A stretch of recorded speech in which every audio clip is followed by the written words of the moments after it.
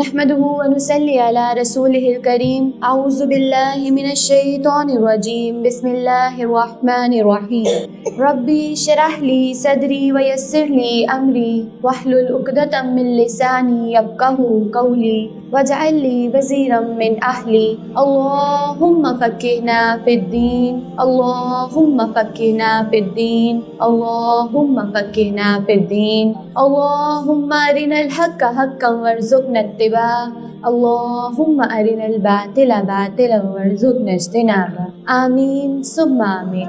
السلام علیکم ورحمۃ اللہ وبرکاتہ۔ تفسیر سورہ الفاتحہ، 7 آیات، 1 رکوع، نزول کے اعتبار سے 5ویں نمبر پر اور ترتیب کے اعتبار سے پہلے نمبر پر آنے والی سورت۔ یہ وہ پہلی سورت تھی جو کہ مکمل نازل کی گئی۔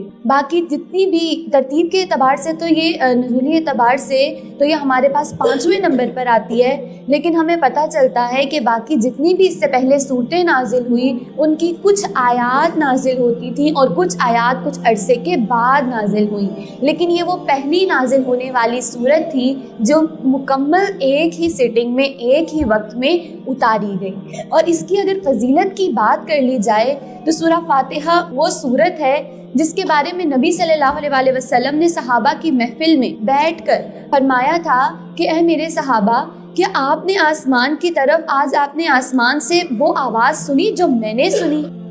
نبی صلی اللہ علیہ وسلم صحابہ کی محفل میں موجود ہیں اور سوال کرتے ہیں کہ کیا آپ نے وہ آواز سنی جو میں نے ابھی سنی؟ صحابہ کہنے لگے نہیں یا رسول اللہ صلی اللہ علیہ وسلم، ہم نے تو کوئی آواز نہیں سنی۔ اس پر نبی صلی اللہ علیہ وسلم نے فرمایا کہ آج میرے اوپر آسمان سے وہ نور اترا ہے جو آج سے پہلے نہیں اترا۔ آج میرے اوپر آسمان کا وہ دروازہ کھلا ہے جو آج سے پہلے نہیں کھلا، اور آج میرے اوپر آسمان سے وہ فرشتے اترے ہیں جو آج سے پہلے نہیں اترے۔ اور یہ نور، یہ کون سا نور تھا؟ یہ نبی صلی اللہ علیہ وسلم کو سورہ فاتحہ اور سورہ بقرہ کی آخری 2 آیات اتاری گئی تھی، یہ ان دونوں کا نور تھا۔ تو یہ سورت کی فضیلت ہے کہ ایک طرف سورہ بقرہ اور دوسری طرف سورہ فاتحہ کی یہ 7 آیات یہ نبی صلی اللہ علیہ وسلم کے اوپر نازل کی گئی۔ پھر اب نبی صلی اللہ علیہ وسلم نے یہ بھی فرمایا کہ جو کوئی سورہ فاتحہ اور سورہ بقرہ کی آخری 2 آیات کو پڑھ کر کوئی بھی دعا مانگے گا تو اس کی دعا قبول کی جائے گی اور اس کی دعا رد نہیں ہوگی۔ اللہ سبحانہ و تعالی ہمیں بھی سورہ فاتحہ اور سورہ بقرہ کی آخری 2 آیات کو اپنی دعاؤں کا لازم حصہ بنا کر آپ سے مانگنے کی توفیق دے، آمین ثم آمین۔ اب اگلی بات کر لی جائے سورہ فاتحہ کی، تو سورہ فاتحہ کے بہت سے نام ہیں۔ کیوں اس کے بہت سے نام ہیں؟ کیونکہ اس سورت کی بہت زیادہ انٹینس امپورٹنس ہے، بہت گراس امپورٹنس ہے، اس کی وجہ سے اس کے بہت سے نام ہیں۔ کس طرح؟ سب سے پہلے اس سورت کو سورہ الفاتحہ کہا جاتا ہے کیونکہ اس کا الفاتحہ کا روٹ ورڈ نکلتا ہے فتح۔ فتح کا مطلب یہ ہوتا ہے کھولنے والی، ٹو اوپن۔ ہر چیز کو کھولنے والی چیز وہ سورہ فاتحہ ہے۔ کیسے؟ نماز کا آغاز سورہ فاتحہ سے کیا جاتا ہے، دعا کا آغاز سورہ فاتحہ سے کیا جاتا ہے، کوئی بھی دم کیا جاتا ہے اس کے لیے بھی سورہ فاتحہ کا استعمال کیا جاتا ہے۔ تو ہر چیز کو کھولنے والی یہ کیا ہے؟ وہ سورہ فاتحہ ہے۔ پھر اس کے بعد اس کا ایک اور نام، اسے ام الکتاب کہا جاتا ہے، کتابوں کی ماں کہا جاتا ہے۔ پھر اس کے بعد اسے سورہ صلاۃ بھی کہا جاتا ہے، یعنی یہ وہ سورت ہے جو کہ نماز کے اندر لازم حصہ ہے، اس کے بغیر نماز مکمل نہیں ہے۔ نبی صلی اللہ علیہ وسلم نے فرمایا لا صلاۃ بفاتحہ، اس شخص کی نماز ہی نہیں ہے جس نے اپنی نماز کے اندر سورہ فاتحہ نہ پڑھی۔ گویا کہ اگر آپ کی نماز کے اندر سورہ فاتحہ آپ کو اس رکعت میں نہیں ملتی ہے تو گویا کہ وہ آپ کی نماز ہی مکمل نہیں ہے۔ پھر اس کے بعد اس کو سورہ دعا بھی کہا جاتا ہے کیونکہ جو بھی دعا اس سورہ فاتحہ کو پڑھ کر پھر مانگی جائے تو وہ دعا قبول بھی ہوتی ہے، قبولیت کے درجے تک پہنچتی ہے۔ پھر اس سورت کو سورہ شفا بھی کہا جاتا ہے۔ کیونکہ اس سورت کو پڑھ کر جو بھی دم کیا جائے اس سے شفا آ جاتی ہے، اس لیے اس کا نام سورہ شفا بھی ہے. پھر اسے سورہ رقیہ بھی کہا جاتا ہے کیونکہ اسے پڑھ کر دم کیا جاتا ہے. اور سب سے last but not the least اس کا نام سبع مثانی بھی ہے، یعنی یہ وہ 7 آیات ہیں جو کہ دہرائی جانے والی ہیں. یہ وہ 7 دہرائی جانے والی آیات ہیں جن کے بارے میں نبی صلی اللہ علیہ وسلم نے فرمایا کہ مجھے 7 دہرائی جانے والی آیات اور قرآن دے کر بھیجا گیا. تو یہ کیا ہے؟ ایک طرف پورا کا پورا قرآن اور دوسری طرف یہ 7 دہرائی جانے والی آیات. ان کی اتنی زیادہ امپورٹنس ہے، اتنی انٹینس ان کی امپورٹنس ہے. اللہ سبحانہ و تعالی ہمیں اپنی ہر دعا، ہر نماز اور ہر عبادت کے اندر سورہ فاتحہ سے ابتدا کرنے کی توفیق دے اور ہماری وہ تمام ہی دعائیں جو ہیں وہ مقبولیت کے درجے تک پہنچ جائیں. اب اگر ہم دیکھیں کہ اس سورہ فاتحہ کے بالکل آغاز میں ہمیں پتہ چلتا ہے کہ کیا پڑھا جاتا ہے؟ اعوذ باللہ من الشیطان الرجیم. کیوں پڑھا جاتا ہے؟ اس وجہ سے پڑھا جاتا ہے تاکہ جو شیطان کے وسوسے ہیں اس سے حفاظت میں آ جایا جائے. اللہ سبحانہ و تعالیٰ نے خود فرمایا کہ سورہ نحل کی آیت نمبر 98 میں اللہ سبحانہ و تعالیٰ فرماتے ہیں فَإِذَا قَرَأْتَ الْقُرْآنَ فَاسْتَعِذْ بِاللَّهِ مِنَ الشَّيْطَانِ الرَّجِيمِ. جب بھی تم میں سے کوئی قرآن مجید کی تلاوت کرنے لگے تو اسے چاہیے کہ وہ شیطان کی اکساہٹوں سے پناہ مانگ لے پہلے.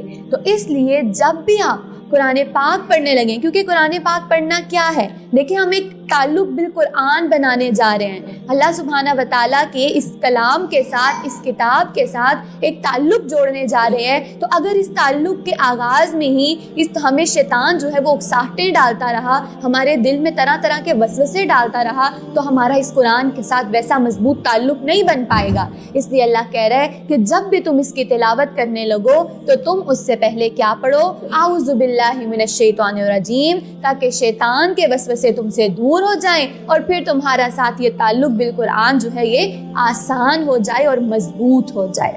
پھر اس کے بعد اگلی چیز کہ اس کے اندر ہم تسمیہ بھی پڑھتے ہیں بسم اللہ الرحمن الرحیم، اور یہ سورہ فاتحہ کا لازمی حصہ ہے. سورہ فاتحہ جب بھی پڑھی جائے گی تو بسم اللہ ضرور ہی پڑھی جائے گی. اب اس کے بارے میں نبی صلی اللہ علیہ وسلم نے فرمایا کہ جس سے بھی پہلے بسم اللہ نہ پڑھی جائے، جس کام سے بھی پہلے بسم اللہ نہ پڑھی جائے، اس میں سے برکت اٹھ جاتی ہے. تو اب آپ دیکھیں کہ ہم تو تعلق بالقرآن بنانے جا رہے ہیں نا، اس قرآن کے ساتھ تعلق بنانے جا رہے ہیں. تو اگر اس سے پہلے ہی ہم سورہ فاتحہ کے آغاز میں بسم اللہ نہیں پڑھیں گے تو گویا کہ ہمارا جو تعلق ہے اس قرآن کے ساتھ اس میں سے برکت اٹھا لی جائے گی.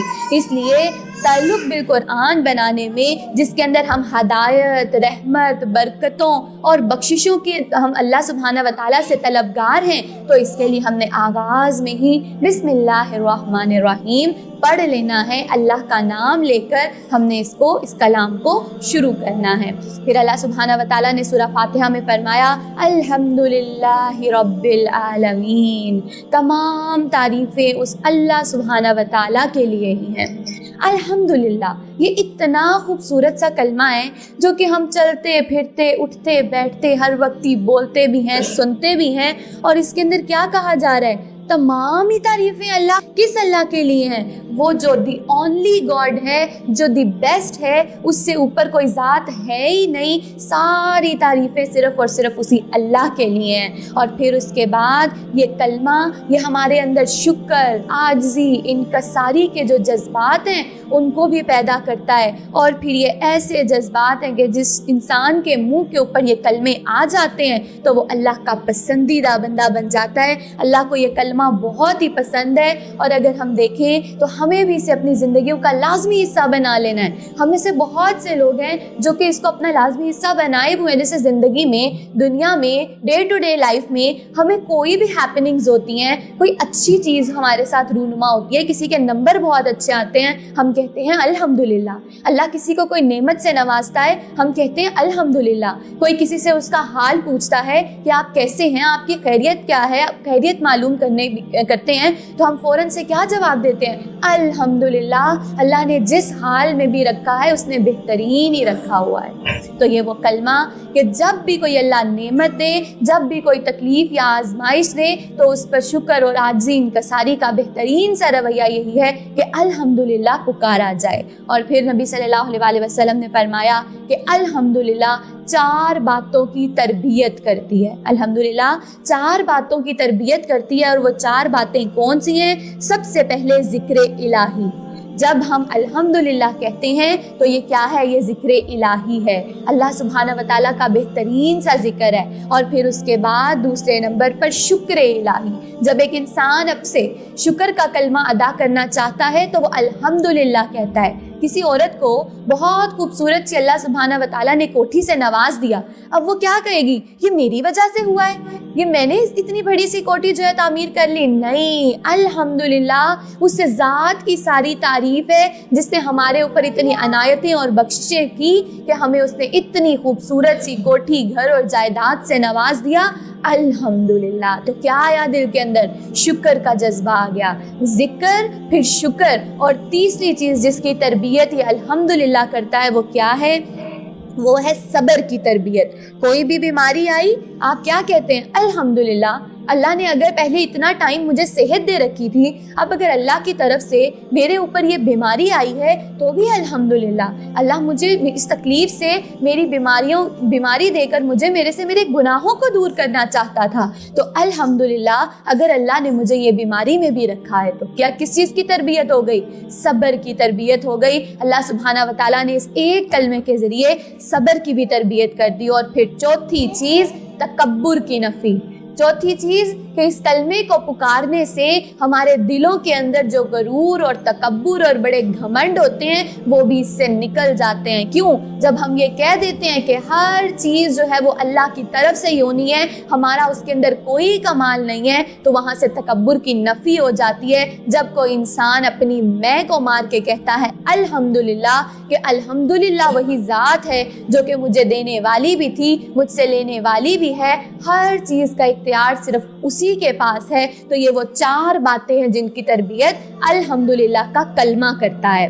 اب نبی صلی اللہ علیہ وسلم نے فرمایا کہ جنت کی سیڑھی کے 4 زینے ہیں. 4 steps of ladder to جنہ.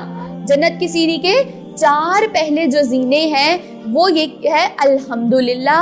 اور اسی طرح سے سبحان اللہ. اب آپ مجھے یہ بتائیں کہ اگر کوئی انسان سیڑھی پر چڑھنا چاہتا ہے تو اس پر چڑھتے ہوئے کیا پہلے اگر 4 زینے، پہلی 4 سیڑھیاں چھوڑ دے تو کیا ڈائریکٹ جمپ کر کے اوپر جا سکتا ہے؟ نہیں جا سکتا. اس لیے اللہ سبحانہ و تعالیٰ نے فرمایا کہ یہ وہ جنت میں جانے والے جو 4 سیڑھیاں ہیں پہلی، ان میں سے ایک الحمدللہ بھی ہے. تو جو کوئی الحمدللہ کی تسبیح کو کثرت سے اپنا لیتا ہے اور زندگی کے ہر ہی پہلو میں الحمدللہ کو اپنی زبان پر کثرت سے ذکر رکھتا ہے تو اس کے لیے ان جنت کے زینوں، ان سیڑھیوں پر چڑھنا اور چڑھتے چڑھتے جنت میں جانا اس کے لیے آسان ہو جائے گا. اللہ سبحانہ و تعالیٰ ہمیں بھی توفیق دے کہ ہم چلتے پھرتے ہر وقت آپ کا شکر ادا کریں اور الحمدللہ کے کلمے کو اپنی زبان پر کثرت سے جاری رکھیں. اس کے بعد اللہ سبحانہ و تعالیٰ نے فرمایا کہ تمام تعریفیں اللہ کے لیے تو ہیں، لیکن وہ ہے کون؟ رب العالمین. وہ رب ہے کس کا؟ تمام جہانوں کا. وہ سبھی کو پالنے والا ہے، وہ سبھی کا خالق ہے، وہ سبھی کا رازق ہے، وہ ہر کسی کو دیتا ہے. وہ صرف اور صرف خاص اپنے بندوں کو نہیں دیتا. وہ رب تو وہ ہے جو کہ اپنی تمام مخلوق کو دیتا ہے. وہ آسمان میں اڑتی ہوئی چڑیا کے اس ننھے سے بچے کو بھی دیتا ہے، اور وہ سمندر کی گہرائی میں اس مچھلی کے انڈے کو بھی ربوبیت کرتا ہے، اس کو بھی پالتا ہے، اس کو بھی رزق دیتا ہے. تو یہ وہ اللہ ہے جو کہ کیا ہے؟ رب العالمین. وہ تمام ہی جہانوں کا رب ہے. اللہ سبحانہ و تعالیٰ نے پھر فرمایا الرحمن الرحیم. وہ رحمان بھی ہے، وہ رحیم بھی ہے. اب آپ دیکھیں کہ یہ 2 لفظ ہیں ایسے جن کا مطلب جو ہے وہ بالکل انٹر ریلیٹیبل ہے، بالکل سیم ہے. اور یہاں پر دونوں کا مطلب ہی، دونوں سے مراد ہی رحم ہے.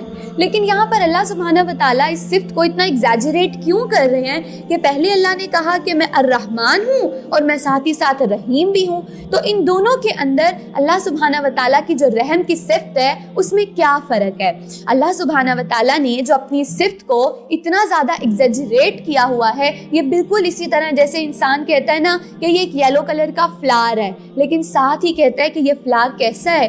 یہ برائٹ فلوریسنٹ یلو کلر کا فلاور ہے. کیا کیا؟ اب ہم نے اسی پیلے رنگ کے یلو کلر کے فلاور کی جو خصوصیت تھی اس کو ہم نے بڑھا دیا, اس کے اندر مبالغے کی حد تک ہم نے خوبصورتی ڈال دی. تو یہ اصل چیز ہے جو اللہ سبحانہ و تعالیٰ ہمیں یہاں پر بھی سمجھانا چاہ رہے ہیں. وہ رب رحمان تو ہے, لیکن وہ رحمان ہونے کے ساتھ ساتھ رحیم بھی ہے. کس طرح سے؟ رحمان رب وہ ہے جس کا رحم عام ہے, وہ دنیا میں سبھی کو نوازتا ہے. وہ کوئی کافر ہے, کوئی منافق ہے, کوئی مسلمان ہے, کوئی مومن ہے, کوئی کمزور ہے, کوئی ضعیف ہے, کوئی بوڑھا ہے, کوئی بچہ ہے, کوئی بڑا ہے, کوئی چور ہے, کوئی ڈاکو ہے, کوئی زانی ہے, ہر کسی کو ہی نوازتا ہے. کیوں؟ کیونکہ اس دنیا کے اندر اس کا رحم عام ہے. لیکن وہ رب رحیم ہے, اس کا رحم خاص ہو جاتا ہے اور وہ پھر اپنے صرف خاص بندوں پر رحم کرتا ہے. کب؟ اس قیامت کے روز. اس قیامت کے روز اس رب رحمان کا جو رحم ہے وہ خاص ہو جائے گا, وہ رحیم ہو جائے گا, صرف اپنے خاص بندوں پر رحم کرے گا. وہ کون سے بندے ہوں گے؟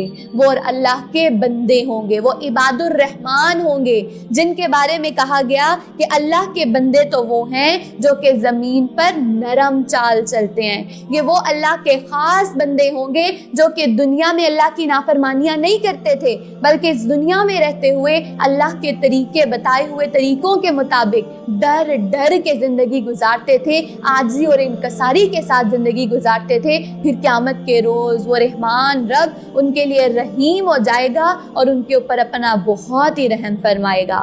پھر اگلا ڈفرینس, اللہ سبحانہ و تعالیٰ کہتے ہیں کہ وہ جو رحیم رب ہے نا وہ دعا مانگنے سے راضی ہو جاتا ہے, لیکن وہ جو رحمان رب ہے جس کا رحم اس دنیا میں عام ہے, وہ رحمان رب اگر اس سے دعا نہ مانگی جائے تو وہ ناراض ہو جاتا ہے. اللہ سبحانہ و تعالیٰ ہمیں اس رمضان میں اٹھتے بیٹھتے چلتے پھرتے اپنے رب سے دعائیں مانگ کر اپنے اس رحمان رب کو راضی کرنے کی توفیق دے دے, تاکہ وہ جو رحیم رب ہے وہ بھی ہم سے قیامت میں راضی ہو جائے. آمین ثم آمین.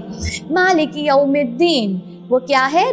روز جزا و سزا کا مالک ہے. یہ بیسک عقیدہ ہے جو کہ ہمارے اندر راسخ کر دیا گیا ہے کہ ایک دن آئے گا جس روز تمہیں اپنے تمام ہی اعمال, تمام ہی ہیپننگز کا سوال کا جواب دینا ہوگا. اس روز اللہ سبحانہ و تعالیٰ ہی وہ مالک ہوگا جو کہ ہم سے سب سے سوال کرے گا اور ہم سب کو اپنے اس دنیا میں کیے جانے والے ایک ایک عمل کا جواب دینا ہوگا. اللہم حاسبنا حسابا یسیرا, اللہ سبحانہ و تعالیٰ اس روز حساب آسان بنا دیجیے گا.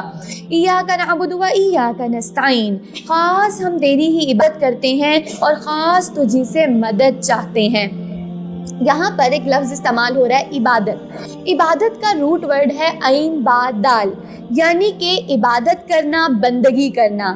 اب کس طرح سے عبادت کی جاتی ہے؟ جسمانی لحاظ سے بھی عبادت کی جاتی ہے جس کے اندر کیا آ جاتی ہے؟ نماز, حج, یہ ساری کی ساری کیا ہیں؟ یہ جسمانی عبادات ہیں. پھر اس کے بعد اگر ہم بات کر لیں مالی عبادات کی تو اس کے اندر زکوٰۃ, صدقات اور پھر حج جو ہے وہ بھی ایک طرح سے مالی عبادت بھی ہو جاتا ہے. اور تیسری فارم آف عبادت کیا ہے؟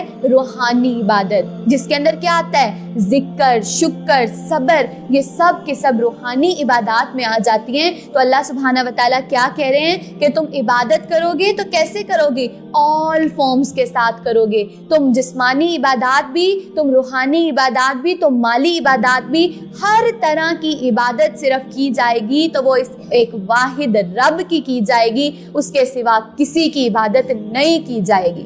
ہم واضح طور پر اعلان کر کے اللہ کو کہہ دیتے ہیں کہ ایاک نعبد, خاص ہم تیری ہی عبادت کریں گے, الہی تیرے سوا کسی کی نہیں کریں گے. کیوں؟ کیونکہ ہے ذات واحد عبادت کے لائق, زباں اور دل کی شہادت کے لائق, تو وہ ایک واحد رب بھی ہے جو کہ عبادت کے لائق بھی ہے, اور ساری طرح کی عبادات خالصتاً صرف اسی کی جائے گی, بندگی بھی صرف اسی کی جائے گی. اور پھر اس عبادت کا عین با دال روٹ ورڈ عبد کا دوسرا مطلب ہوتا ہے بندگی کرنا. ایک تو مطلب ہے عبادت کرنا, دوسرا مطلب ہے بندگی کرنا, یعنی کہ اوبیڈینس کرنا, اللہ کو ماننا. تو یہاں پر اس آیت کے اندر ہم واضح طور پر یہ اقرار بھی کرتے ہیں کہ الہی میں جتنی بھی بندگی کروں گی, جتنی بھی اطاعت کروں گی, وہ صرف اور صرف تیری کروں گی, تیرے سوا کسی کی نہیں کروں گی. جو تو نے مجھے اس قرآن کے اندر احکامات دیے ہیں میں ان سب کو ہی مانتی چلی جاؤں گی، لیکن اگر ان احکامات کو پورا کرتے کرتے میرے راستے میں میرے معاشرے، میرے برادری، میرے خاندان کی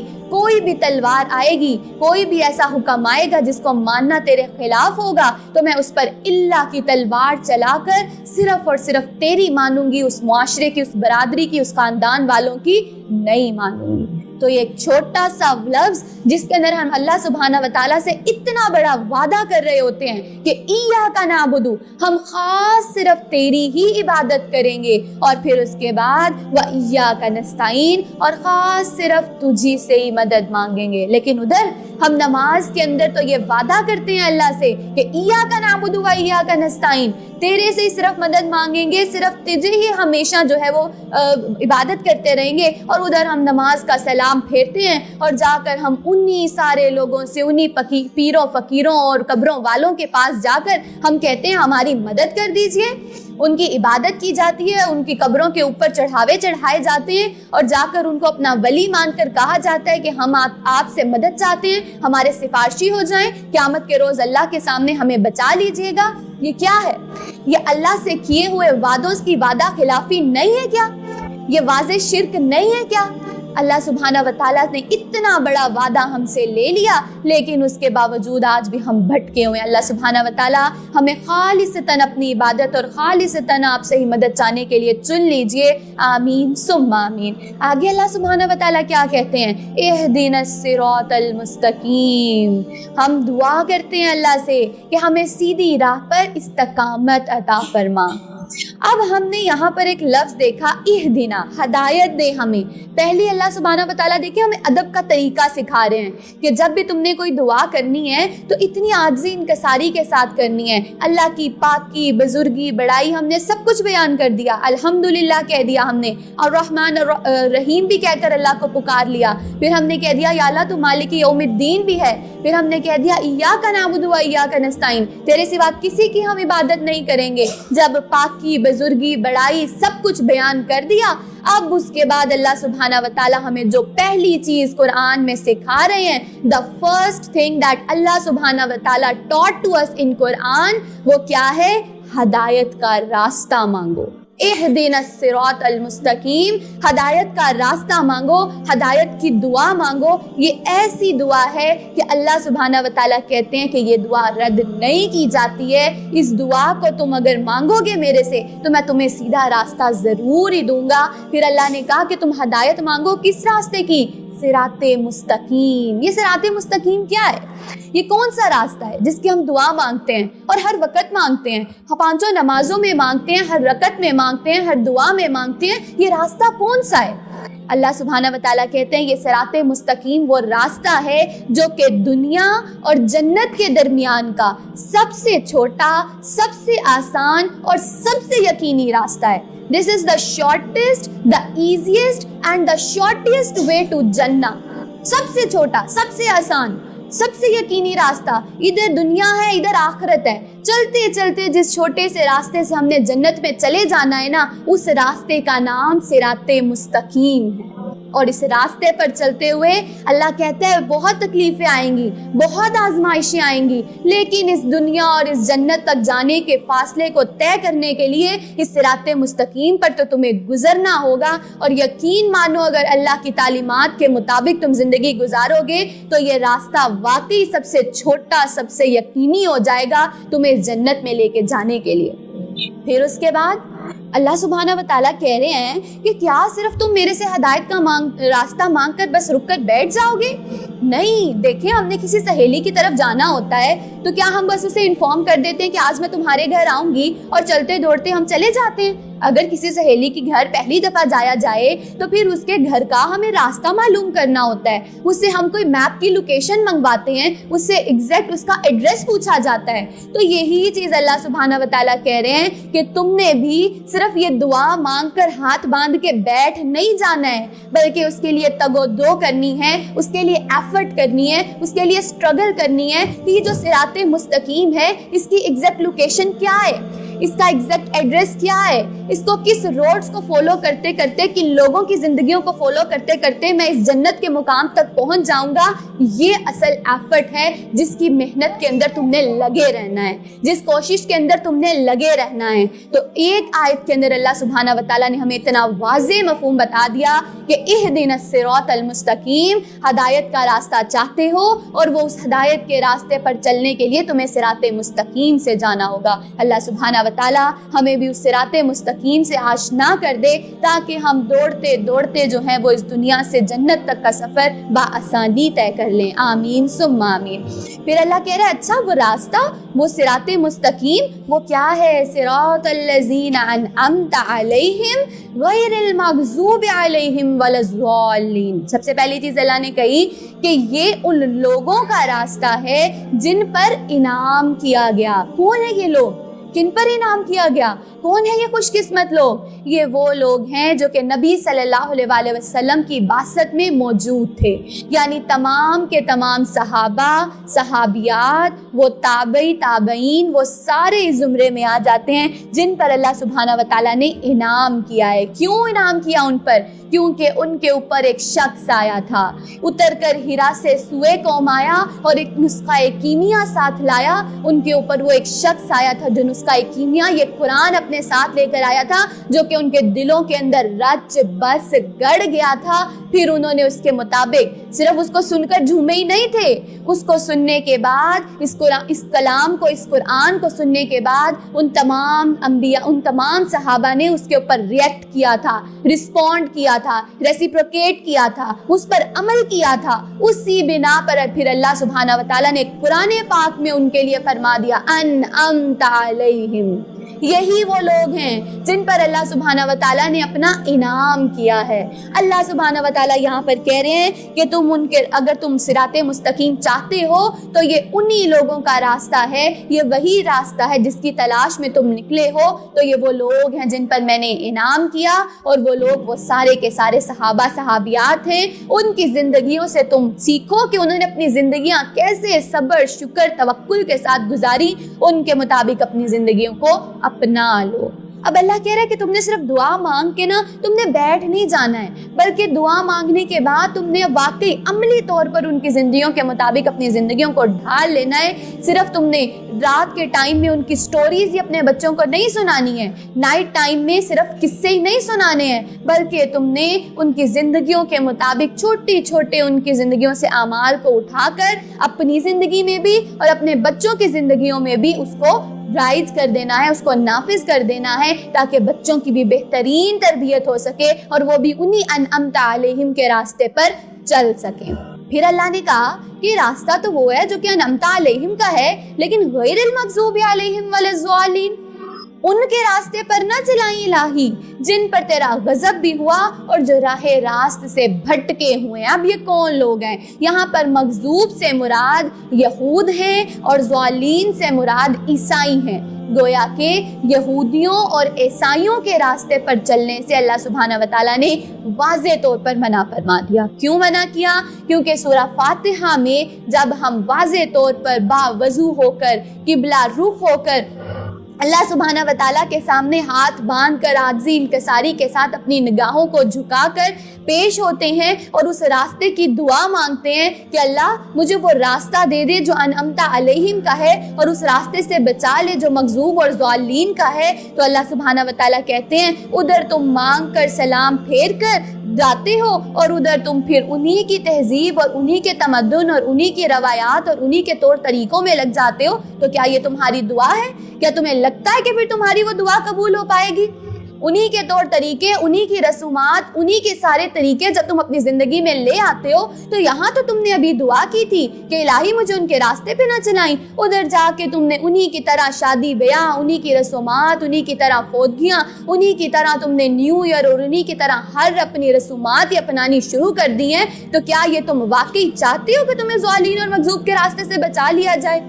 اللہ سبحانہ و تعالیٰ کہہ رہے ہیں کہ تمہیں عملی زندگی کے اندر بھی یہ جو دعا مانگ رہے ہو نا اس کو شامل کرنا ہوگا. تمہیں عملی زندگی میں صرف دعا مانگ کر ہاتھ باندھ کے بیٹھنا نہیں ہے, بلکہ اس کے مطابق اپنی زندگیوں کے اندر ان چیزوں کو عمل بھی کرنا ہے. ان کی تہذیب, ان کے تمدن, ان کی ثقافت سے دور رہنا ہے. اور کن کو فالو کرنا ہے؟ ان انعمت علیہم, ان صحابہ صحابیات کے جو لائف ہے اس کو فالو کرتے ہوئے جانا ہے. اللہ سبحانہ و تعالی ہم سب کوئی نماز کے بعد سورہ فاتحہ کے بعد جو ہم نے آپ سے اتنے وعدے کر لیے اس کے بعد ان تمام وعدوں پر پورا اترنے کی بھی توفیق دے. آمین ثم آمین. اور پھر جب سورہ فاتحہ پڑھ لی جاتی ہے تو پھر کیا کیا جاتا ہے؟ اس کے بعد نماز میں اونچا سا کہا جاتا ہے آمین, کہ الہی یہ جو میں نے ابھی سورہ فاتحہ کے اندر میں نے ان 7 آیات کے اندر آپ سے دعا مانگی ہے نا, اس دعا کو قبول کر لیں. تو اب جب وہ دعا قبولیت کے درجے پر پہنچنی ہوتی ہے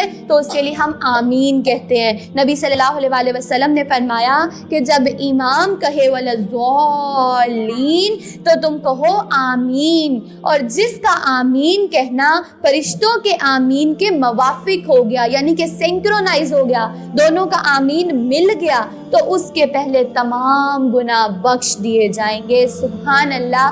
اتنی اس آمین کے ایک لفظ کے کہنے کی اہمیت ہے کہ جب امام نے کہا ولضالین, پیچھے سے ہم سب نے بلند آواز میں کہا آمین, تو اگر ہمارا آمین ان فرشتوں کی آواز کے ساتھ, فرشتوں کی آمین کے ساتھ سنکرونائز ہو گیا تو ہمارے سارے گناہ بخش دیے جائیں گے. اللہ سبحانہ و تعالی ہمیں ان ساری چھوٹی چھوٹی اور بخشش کے ذریعے جو ہے ان کو سمجھنے کی توفیق دے اور ان کو اپنی زندگیوں میں عمل پیرا بھی ان پر ہونے کی توفیق دے. تو اب اللہ سبحانہ و تعالی نے ہمیں اتنی خوبصورت سی 7 دہرائی جانے والی آیات دے کر ان کو اس دعا کا طریقہ بھی سکھا دیا, نماز کے آغاز کا طریقہ بھی سکھا دیا, دعا کے آغاز کا طریقہ بھی سکھا دیا, اور پھر اس کے بعد یہ جب ہم نے دعا اللہ سے مانگ لی تو یہ اللہ سبحانہ و تعالیٰ نے اس دعا کے بدلے میں پھر ہمیں پورا کا پورا قرآن دے دیا.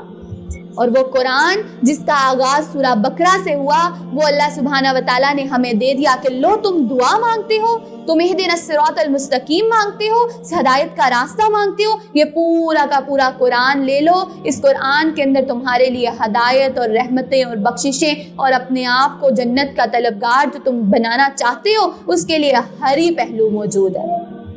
تو اب ہم سورہ بقرہ کا جو ہے وہ آغاز کرتے ہیں جس کے اندر اللہ سبحانہ و تعالیٰ نے ہمیں بڑی ڈیٹیل کے ساتھ تمام ہی احکامات جو ہے وہ ہمیں بتا دیے ہیں. تفسیر سورہ البقرہ مدنی سورت 286 آیات 40 رکوعات, ترتیب کے اعتبار سے دوسرے نمبر پر اور نزولی اعتبار سے 86 نمبر پر آنے والی سورت.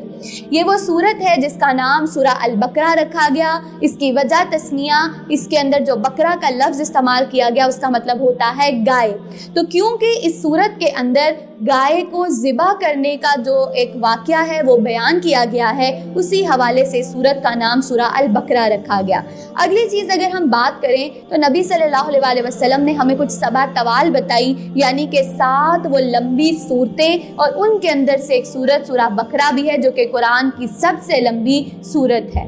اب اگر اس کی امپورٹنس کی بات کر لی جائے تو نبی صلی اللہ علیہ وسلم کی حدیث کے الفاظ ہیں کہ جس گھر میں سورہ بقرہ پڑھی جائے شیطان اس گھر سے نکل جاتا ہے. تو لہٰذا تم کثرت سے اپنے گھروں میں سورہ بقرہ کی تلاوت کیا کرو, سورہ بقرہ کی تلاوت کو لگایا کرو, اس سے شیطان جو ہے وہ گھروں سے جاتا رہتا ہے. اور پھر دوسری حدیث میں نبی صلی اللہ علیہ وسلم نے فرمایا کہ یہ وہ 2 صورتیں ہیں جو کہ قیامت کے دن 2 چمکدار صورتیں ایسی ہیں جو کہ تمہارے اوپر قیامت کے روز سفارشی بن کر آئیں گی. تو تم کیا کرو, ان کی تلاوت کیا کرو. قیامت کے دن وہ 2 صورتیں, وہ الزہراوین, کون سی؟ سورہ بقرہ اور سورہ آل عمران. یہ الزہراوین وہ ہیں جو کہ قیامت کے دن اس حال میں آئیں گی جیسا کہ 2 بادل, جیسا کہ 2 سائبان, یا جیسا کہ 2 پرندوں کے جھنڈ, اور یہ آ کر اپنے پڑھنے والوں کے حق میں سفارش کریں گی,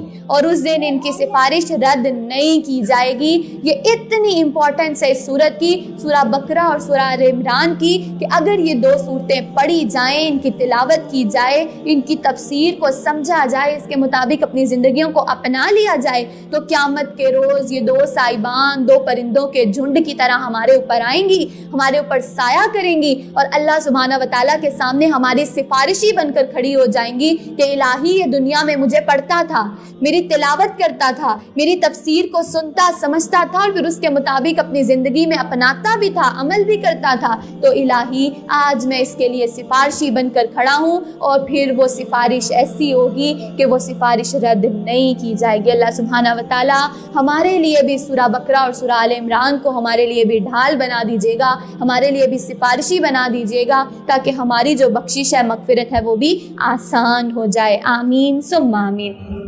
نبی صلی اللہ علیہ وسلم نے فرمایا کہ سورہ بقرہ وہ سورت ہے کہ جسے حاصل کر لینا باعث برکت ہے، اور جسے چھوڑ دینا باعث حسرت ہے۔ اللہ سبحانہ و تعالی ہمیں بھی باطل قوتیں جو ہیں ان کو دور کرنے، اور پھر اس سورت کی جو تعلیم ہے اس کو حاصل کرنے کی توفیق دے۔ آمین ثم آمین۔ پھر نبی صلی اللہ علیہ وسلم نے اس سورت کی اہمیت بتاتے ہوئے ایک اور حدیث بھی بتائی کہ ہر چیز کی ایک کوہان ہوتی ہے، ہر چیز کی ایک کوہان ہوتی ہے۔ قرآن کی کوہان سورہ بقرہ ہے، پورے کے پورے قرآن کی جو کوہان ہے وہ سورہ بقرہ کو کہا، اور اس کی ایک آیت، اس سورہ بقرہ کی ایک آیت ایسی ہے جو قرآن کی تمام ہی آیتوں کی سردار ہے، اور وہ آیت کون سی ہے؟ وہ آیت الکرسی ہے۔ تو گویا کہ اس سورت کی اتنی انٹینس امپورٹنس ہے جو کہ ہمیں بتائی جا رہی ہے۔ اس کے علاوہ اس سورت کو سورہ امتین، 2 امتوں والی بھی کہا جاتا ہے۔ یہ ساری اس کی امپورٹنس بتانے کے بعد اللہ سبحانہ و تعالیٰ نے فرمایا بسم اللہ الرحمن الرحیم، الف لام میم، ذالک الکتاب لا ریب فیہ ھدی للمتقین۔ یہ وہ ایسی کتاب ہے جس میں شک کی کوئی گنجائش نہیں ہے، اس میں ڈرنے والوں کے لیے ہدایت ہے، جو غیب پر ایمان لاتے ہیں، نماز کو قائم کرتے ہیں، اور جو کچھ ہم نے انہیں دے رکھا ہے اس میں سے اللہ کی راہ میں خرچ کرتے ہیں۔ سورہ بقرہ کا بالکل آغاز سب سے پہلے کہا گیا الف لام میم، 3 حروف، انہیں حروف مقطعات کہا جاتا ہے۔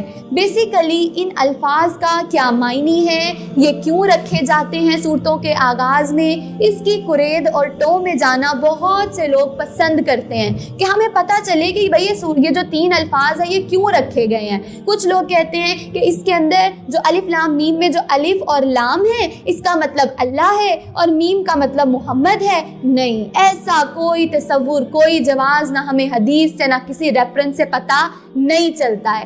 ہاں، حروف مقطعات ان کو کہتے ہیں جو کہ ایک چیز کو دوسرے سے الگ کرتے ہیں، to cut something from the other, کسی ایک چیز کو دوسرے سے الگ کرنا، اس کے لیے یہ ان کا استعمال کیا جاتا ہے۔ لیکن اس کو کسی ایک خاص چیز کے لیے منتخب کر لینا کہ شاید ان کو پڑھنے سے اس کا مطلب یہ ہو، اس کا مطلب یہ ہو، نہیں۔ اللہ سبحانہ و تعالیٰ نے واضح طور پر بتا دیا کہ قرآن کا ایک حرف پڑھنے پر کتنی نیکیاں ہیں؟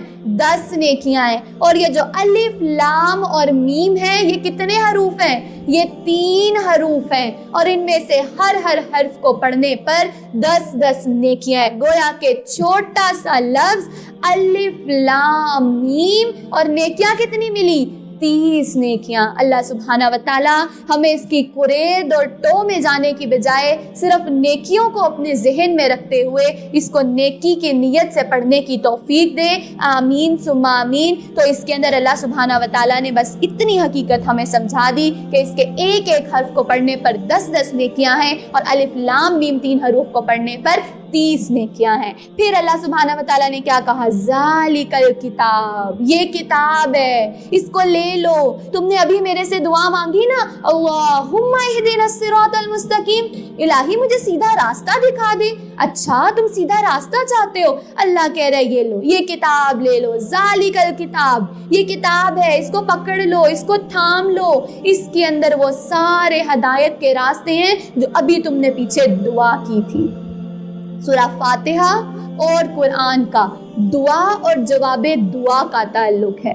سورہ فاتحہ میں ہم نے اللہ سے دعا کی اللہم اہدنا الصراط المستقیم، الہی ہدایت کا راستہ دے دے، سیدھا راستہ دکھا دے۔ ادھر اللہ نے فوراً سورہ بقرہ نازل کر کے کہہ دیا ذالک الکتاب، یہ لو یہ کتاب لے لو، یعنی کہ سورہ فاتحہ واقعی میں دعاؤں کی قبولیت کا ذریعہ ہے کہ جب سورہ فاتحہ کو پڑھ کر دعا مانگی جاتی ہے تو وہ دعا رد نہیں ہوتی ہے۔ اللہ سبحانہ و تعالیٰ نے فوراً ہی ہمیں جواب دعا دے دیا اور اس کے اندر کہہ دیا ذالک الکتاب، یہ کتاب لے لو، اس کو تھام لو۔ گویا کہ اللہ سبحانہ و تعالیٰ دعاؤں کو سنتا بھی ہے اور ہدایت کی دعاؤں کو تو سب سے پہلے ہی سنتا ہے۔ تو اللہ سبحانہ و تعالیٰ نے سورہ فاتحہ جو دعا تھی اس کے جواب میں قرآن دے دیا، اور پھر ساتھ ہی کیا کہا ذالکہ، یہ لے لو، کیا لے لو؟ الکتاب، یہ الکتاب ہے، یہ کوئی کامن سی کتاب نہیں ہے، یہ پراپر ہے، یہ وہ کتاب ہے جس کو دی بک کہا گیا، the best book, the only book of its type. اس کے جیسی اور کوئی کتاب ہے ہی نہیں دنیا میں۔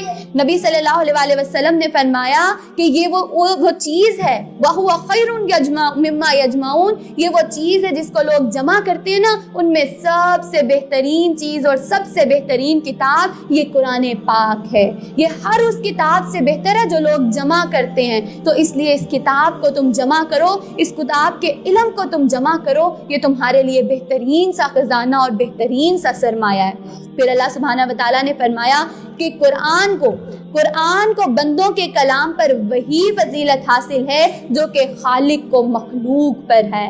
گویا کہ اس کتاب کی اتنی امپورٹنس ہے کہ اس دنیا میں جتنی بھی اور کتابیں لے آؤ لیکن اس کی امپورٹنس ویسی ہی ہوگی جیسے ہم سارے مخلوق کے اوپر اس خالق کو امپورٹنس ہے۔ اس کو اللہ سبحانہ و تعالیٰ نے اتنی اہمیت دے دی اور پھر فرمایا یہ قرآن ہے، یہ قرآن ہے، اس کو لے لو، اس کو تھام لو۔ کیوں لے لو؟ کیونکہ یہ روڈ میپ ٹو جنہ ہے، یہ جنت میں جانے کے لیے تمہارا روڈ میپ ہے، تمہاری لوکیشن ہے، تمہارا وہ چل کر جانا جو ہے وہ اسی کے ذریعے سے ہونا ہے۔ یہ گائیڈنس فور جنہ ہے، جنت میں جانے کے لیے تمہاری رہنمائی ہے، اس کو تھام لو۔ اور تھامنے کے فوراً بعد اللہ نے کیا کہا؟ لا ریب فیہ، ذالک الکتاب، یہ کتاب لے لو، لا ریب فیہ، ہاں تھامنے کے بعد اب اس میں شک نہ کرنا، اس قرآن کے اندر اب تم شک نہ کرنا۔ یہ قرآن تمہیں جو احکامات بتاتا چلا جائے اس پر عمل کرتے جاؤ، اس کے اندر کوئی شک نہ کرنا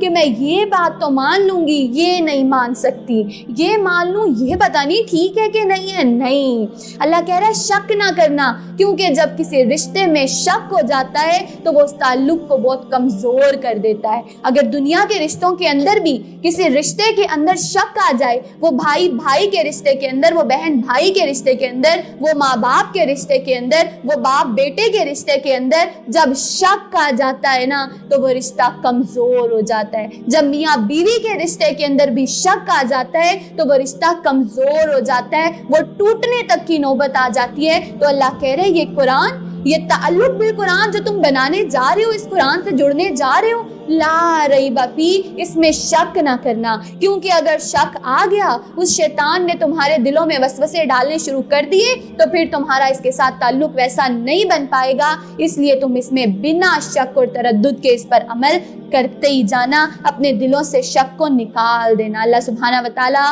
آج سے ہم بھی سورہ بقرہ کا آغاز کر کے اس قرآن کے ساتھ ایک بہترین سا تعلق بنانے جا رہے ہیں۔ اللہ سبحانہ و تعالیٰ ہمارے دلوں سے بھی تمام قسم کے شک و شکوک جو ہیں ان کو نکال دیجیے گا، انہیں کھرچ کر ہی نکال دیجیے گا۔ ہم جو چیز بھی پڑھتے جائیں اس سب پر فوراً سمعنا و اطعنا کہتے چلے جائیں کہ الہی ہم نے اس قرآن کی تعلیمات کو سن لیا، اب ہم نے اس کی اطاعت کرنی ہے۔ اللہ سبحانہ و تعالیٰ ہمارے لیے یہ کام آسان بنا دیجیے، آمین ثم آمین۔ پھر اللہ نے کہا یہ کتاب ہے، اس میں شک نہ کرنا، اور تم کیا کرنا، اس کے اندر ہدایت ہے للمتقین، پرہیزگاروں کے لیے اس کے اندر ہدایت ہے۔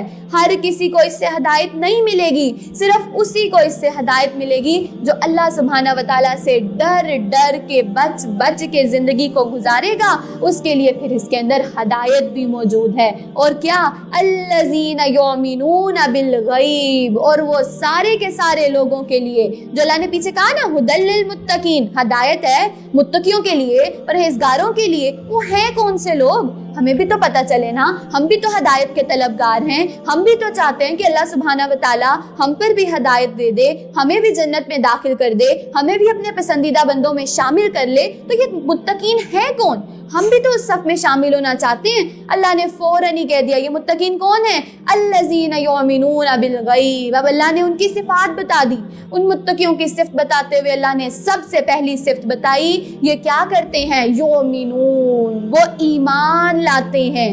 ایمان لاتے ہیں, اچھا ہم تو سبھی مومن ہیں, ہم تو سبھی مسلمان ہیں, ہمیں تو بچپن میں ہی ہمارے کان کے اندر اذان دے دی گئی تھی, ہم بڑے ہوئے پتہ چلا جی ہم مسلمان ہیں, بس بیٹھے بٹھائے مسلمان ہو گئے.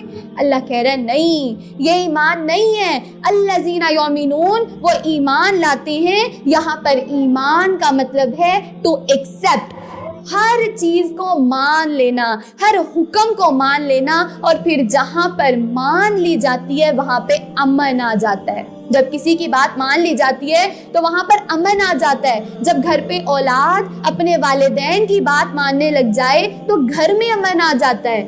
اگر ٹریفک سگنلز کی سڑک پر پاسداری کر لی جائے, ان کو فالو کر لیا جائے, تو سڑک کے اوپر امن و امان آ جاتا ہے, وہاں پر ایکسیڈنٹس کی ریشو کم ہو جاتی ہے. اسی طرح اللہ کہہ رہے ہیں کہ امن اور ایمان کا چولی دامن کا ساتھ ہے, کہ جو کوئی شخص ایمان لے آتا ہے, باتوں کو ماننے لگ جاتا ہے, پھر پوری کائنات میں امن آ جاتا ہے. اللہ کی پوری کائنات ہے نا, اللہ نے ہر چیز بنائی ہے, سورج, چاند, ستارے, چرند پرند, ہوائیں, ہر چیز بنائی ہے. لیکن وہ کیا کرتے ہیں؟ وہ سب اللہ کی مانتے ہیں, اپنے اس مالک خالق رازق کی مانتے ہیں. سورج اپنے وقت پر نکلتا ہے, وقت پر غروب ہوتا ہے, چاند کو اپنے اوقات پتہ ہے, ہواؤں کو پتہ ہے, ہر کسی کو اپنا اپنا وقت پتہ ہے, اور اللہ کی بتائی ہوئی باتوں کو مانتے ہیں. اسی لیے پوری کائنات میں کیا ہے؟ امن ہے. اگر ایک کی بجائے دو خدا ہوتے, ایک کچھ کہتا ایک کچھ کہتا, کوئی اس کی مانتا کوئی اس کی مانتا, کیا کائنات میں امن ہو سکتا تھا؟ نہیں. اللہ کہہ رہے ہیں امن تبھی ممکن ہوتا ہے جب مانی جائے, جب ایمان لایا جائے. جس طرح سے اب اگر ہم اسے ڈے ٹو ڈے لائف کے ایگزامپلس کے ساتھ دیکھیں کہ ایمان لانا کیسے ہے, ماننا کیسے ہے. اب ایک باپ ہے, وہ اپنی بیٹی کو کہتا ہے, بیٹی کل جب تم گھر سے باہر جاؤ گی تو اپنے سر پر دوپٹہ لے کر جانا, اپنے آپ کو کور کر کے جانا. بیٹی کہے گی اچھا ابا میں کل کور کر کے جاؤں گی. اگلا دن ہوتا ہے, بیٹی پھر ویسے ہی جاتی ہے. ابا پھر کہتا ہے, بیٹی میں نے تمہیں کہا تھا سر کو کور کر کے دوپٹہ لے کر اپنے آپ کو ڈھانپ کر جانا. بیٹی کہتی ہے اچھا ابا جان, اچھا میرے پیارے ابا جان, میں کل لے کر جاؤں گی. اگلے دن پھر جاتی ہے, پھر نہیں لیتی. یہ کیا ہے؟ یہ وہ زبان سے تو ایکسیپٹ کر رہی ہے, زبان سے تو اللہ اپنے باپ کی بات کو ایگری کر رہی ہے کہ میں ہاں کروں گی, لیکن اگر اپنے عمل سے وہ کام کر کے نہیں دکھا رہی تو یہ کیا ہے؟ یہ وہ اس کے حقیقی معنوں میں اطاعت نہیں ہو رہی ہے. اسی طرح ایک بیٹی, اگر ایک ماں جو ہے وہ اپنی بیٹی کو کہتی ہے کہ بیٹی تم وقت پر نماز پڑھنے لگ جاؤ, وہ کہے گی جی اماں جان میں پڑھوں گی. اگلے دن پھر نہیں پڑھتی, اگلے دن پھر نہیں کرتی. زبان سے تو وہ اقرار کرتی چلی جاتی ہے کہ جی اماں جان, جی پیاری اماں جان, میں آپ کی بات مانوں گی, میں آپ کی ہر بات مانوں گی. لیکن اگر وہ عمل سے کر کے نہیں دکھائے گی تو کیا ماں اس سے خوش ہوگی؟ یہی مثال اللہ کی اور ہماری ہے. اگر ہم زبان سے تو کہتے جائیں کہ ہم نے ہر چیز پر ایمان لائے, ہم زبان سے تو کہتے جائیں کہ ایاک نعبد و ایاک نستعین, لا الہ الا اللہ, ہم ہر بات کا اقرار تو کرتے جائیں, لیکن اپنے عمل سے اگر وہ کر کے نہیں دکھائیں گے تو یہ ایمان نہیں ہے. اللہ کہہ رہا ہے ایمان تب تک مکمل نہیں ہو سکتا جب تم زبان کے اقرار کے ساتھ عملی طور پر وہ کام کر کے نہ دکھا دو. تو اس لیے اللہ سبحانہ و تعالیٰ کہہ رہے ہیں کہ صرف اپنی زبان سے ہی نہیں بلکہ اعمال سے بھی وہ کام تم کر کے دکھاؤ, تب تم اصل میں جو ہے وہ مومن بن جاؤ گے, تب تم اصل میں متقی بن جاؤ گے. کیونکہ زبان سے کہہ بھی دیا لا الہ تو کیا حاصل, دل و نگاہ جو مسلم نہیں تو کچھ بھی نہیں. اللہ سبحانہ و تعالیٰ ہمیں صحیح معنوں میں ایمان لانے کی اور ماننے کی توفیق دے, آمین ثم آمین. اس کے بعد اللہ نے پہلی صفت بتا دی متقین کی کہ وہ کیا ہوتے ہیں, یومنون, وہ ایمان لاتے ہیں. اور متقیوں کی دوسری صفت کیا ہے, بالغیب, وہ غیب پر بھی ایمان لاتے ہیں. یہ غیب کیا ہے؟ غیب ہر وہ چیز جس کو نہ ہم نے دیکھا, نہ چھوا, نہ محسوس کیا, ہر وہ چیز جو کہ 5 سینسز سے ہم نے محسوس نہیں کی, وہ غیب ہے. اس کے اندر تمام ہی چیزوں پر ایمان لانا, جیسے ہم نے اللہ کو ظاہری آنکھ سے دیکھا ہے, نہیں دیکھا. اللہ پر ایمان لاتے ہیں. ہم نے رسولوں کو ظاہری آنکھ سے دیکھا ہے؟ نہیں دیکھا. ہم اس پر بھی ایمان لاتے ہیں. اس قرآن کو ہم نے ظاہری طور پر چھوا تو ہے, لیکن کیا ان احکامات کو, ان تعلیمات کو ہم نے وحی کی شکل میں نازل ہوتے دیکھا؟ نہیں دیکھا. لیکن ہم اس قرآن پر بھی ایمان لاتے ہیں. ہم جب آخرت, جس کا ہمیں یقین ہے, بتا دیا گیا کہ ایک دن آئے گی, جزا سزا ہوگی, تمہارا حساب کتاب لیا جائے گا, اس پر بھی ہم نے کہا کہ ہاں اللہ نے کہا ہے تو ہوگا.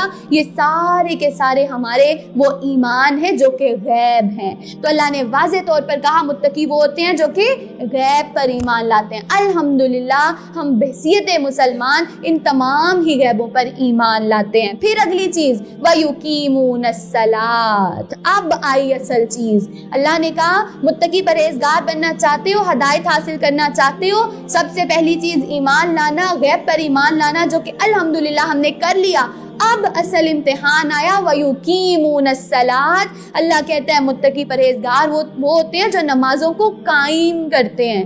اللہ نے یہ نہیں کہا وہ نماز ادا کرتے ہیں, نہیں, وہ نمازوں کو قائم کرتے ہیں. وہ نمازوں کو آفر نہیں کرتے ہیں, وہ نمازوں کو اسٹیبلش کرتے ہیں, اپنی نمازوں کی حفاظت کرتے ہیں, وقت سے پہلے نماز کی تیاری کرتے ہیں, وقت جب نماز کا ہو جاتا ہے تو اس کو ادا کرتے ہیں. پھر اس کے بعد جو انہوں نے نماز کے لیے اپنا گیٹ اپ رکھا ہوتا ہے, اپنا ڈریس رکھا ہوتا ہے, اس کو بھی مینٹین کرتے ہیں. ادھر نماز پڑھ کے ادھر اپنا دوپٹہ اتار کر پھینک نہیں دیتے ہیں, اس کو کیری کرتے ہیں. یہ ہے وَيُقِيمُونَ الصَّلَاةَ. اللہ کہہ رہے ہیں کہ متقی پرہیزگار وہ ہوتے ہیں جو اپنی نمازوں کو قائم کرتے ہیں. اگلی چیز وَمِمَّا رَزَقْنَاهُمْ يُنْفِقُونَ. یہ وہ ہیں جو کہ اپنے رزق میں سے خرچ کرتے ہیں. جو رزق اللہ نے انہیں دیا ہے اس میں سے ایک خاص مقدار جو ہے وہ اللہ کے لیے نکالتے ہیں, اللہ کو دیتے ہیں, اللہ کے سامنے عاجزی انکساری کے ساتھ اس کو پیش کرتے ہیں اس مال کو. تو یہ وہ ساری کی ساری نشانیاں جو اللہ نے کس کی بتا دی, متقی اور پرہیزگاروں کی بتا دی. اور یہ متقی اور پرہیزگار کون ہیں؟ جن کے لیے اللہ نے کہا یہی ہدایت پانے والے ہیں. ہدی للمتقین. یہ ہدایت پاتے پاتے بھاگتے دوڑتے ہوئے پھر جنت کے باغات میں داخل ہو جائیں گے. اللہ سبحانہ و تعالی ہمیں بھی ان میں بنا دیجئے, آمین ثم آمین.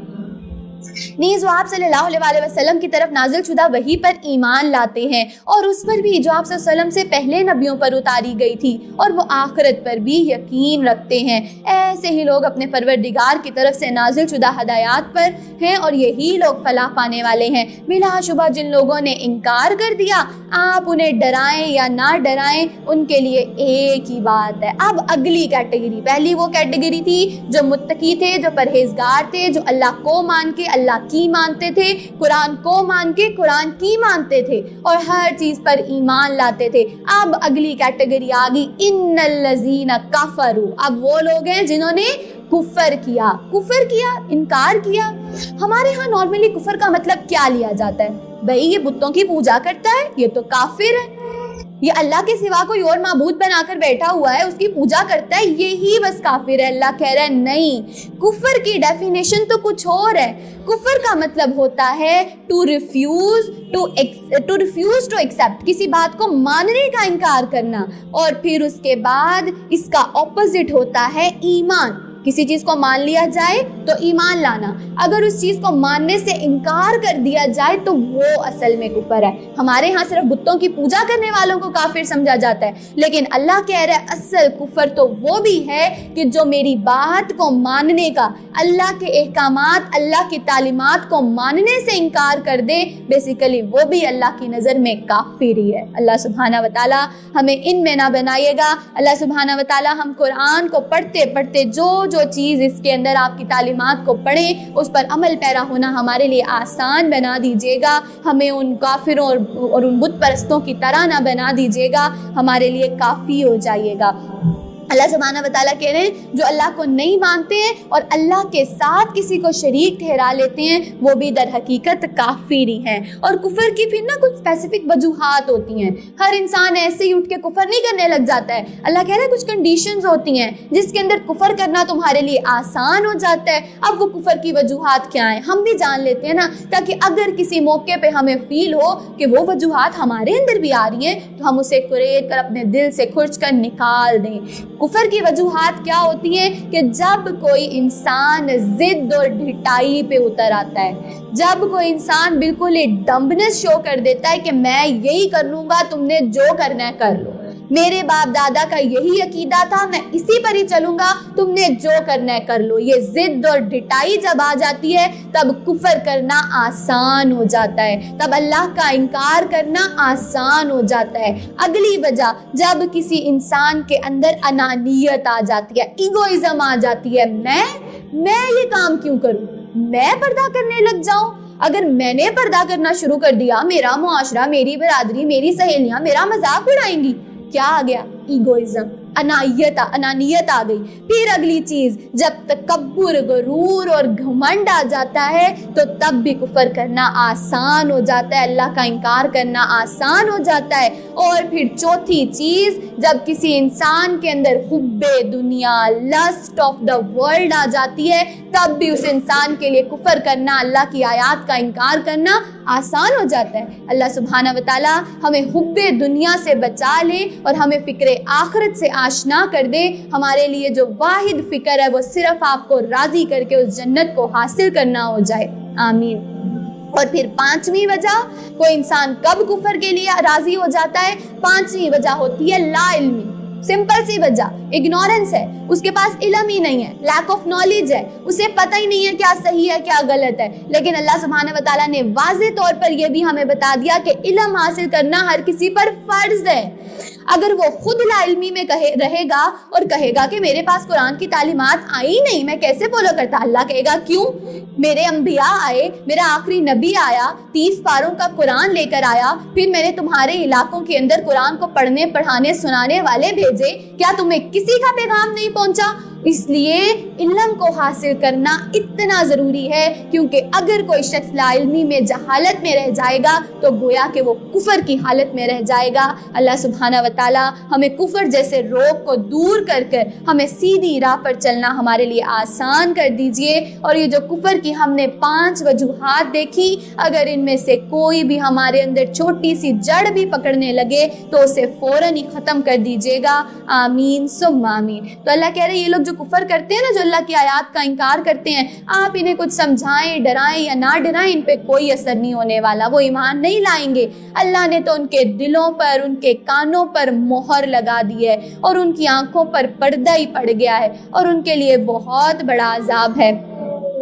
اور جو لوگوں میں سے کچھ ایسے بھی ہیں جو زبان سے تو کہتے ہیں کہ ہم اللہ پر اور آخرت کے دن پر ایمان لائے ہیں، حالانکہ وہ مومن نہیں ہیں، وہ اللہ سے بھی دھوکہ بازی کر رہے ہیں اور ان لوگوں سے بھی جو ایمان لائے ہیں۔ ایسے لوگ دراصل اپنے ہی آپ کو دھوکہ دے رہے ہیں، مگر اس بات کو سمجھ نہیں رہے کہ ایسے لوگوں کے دلوں میں نفاق کی بیماری ہے، فی قلوبہم مرض، ان کے دلوں میں بیماری ہے۔ کون سی بیماری ہے؟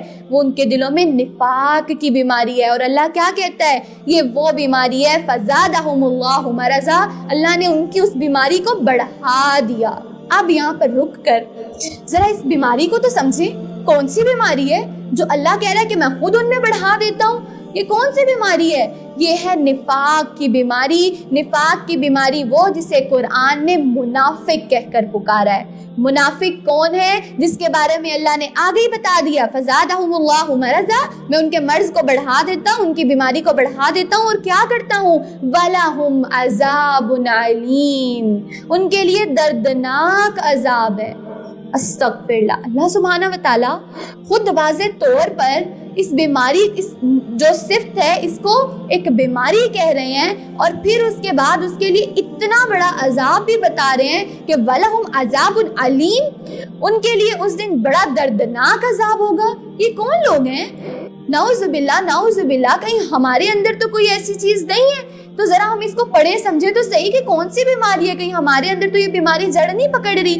اللہ کہہ رہے یہ منافق ہیں، اور منافق وہ ہیں جن کے لیے اللہ سبحانہ و تعالیٰ نے عذاب علیم کا جو ہے وہ وعدہ کر دیا۔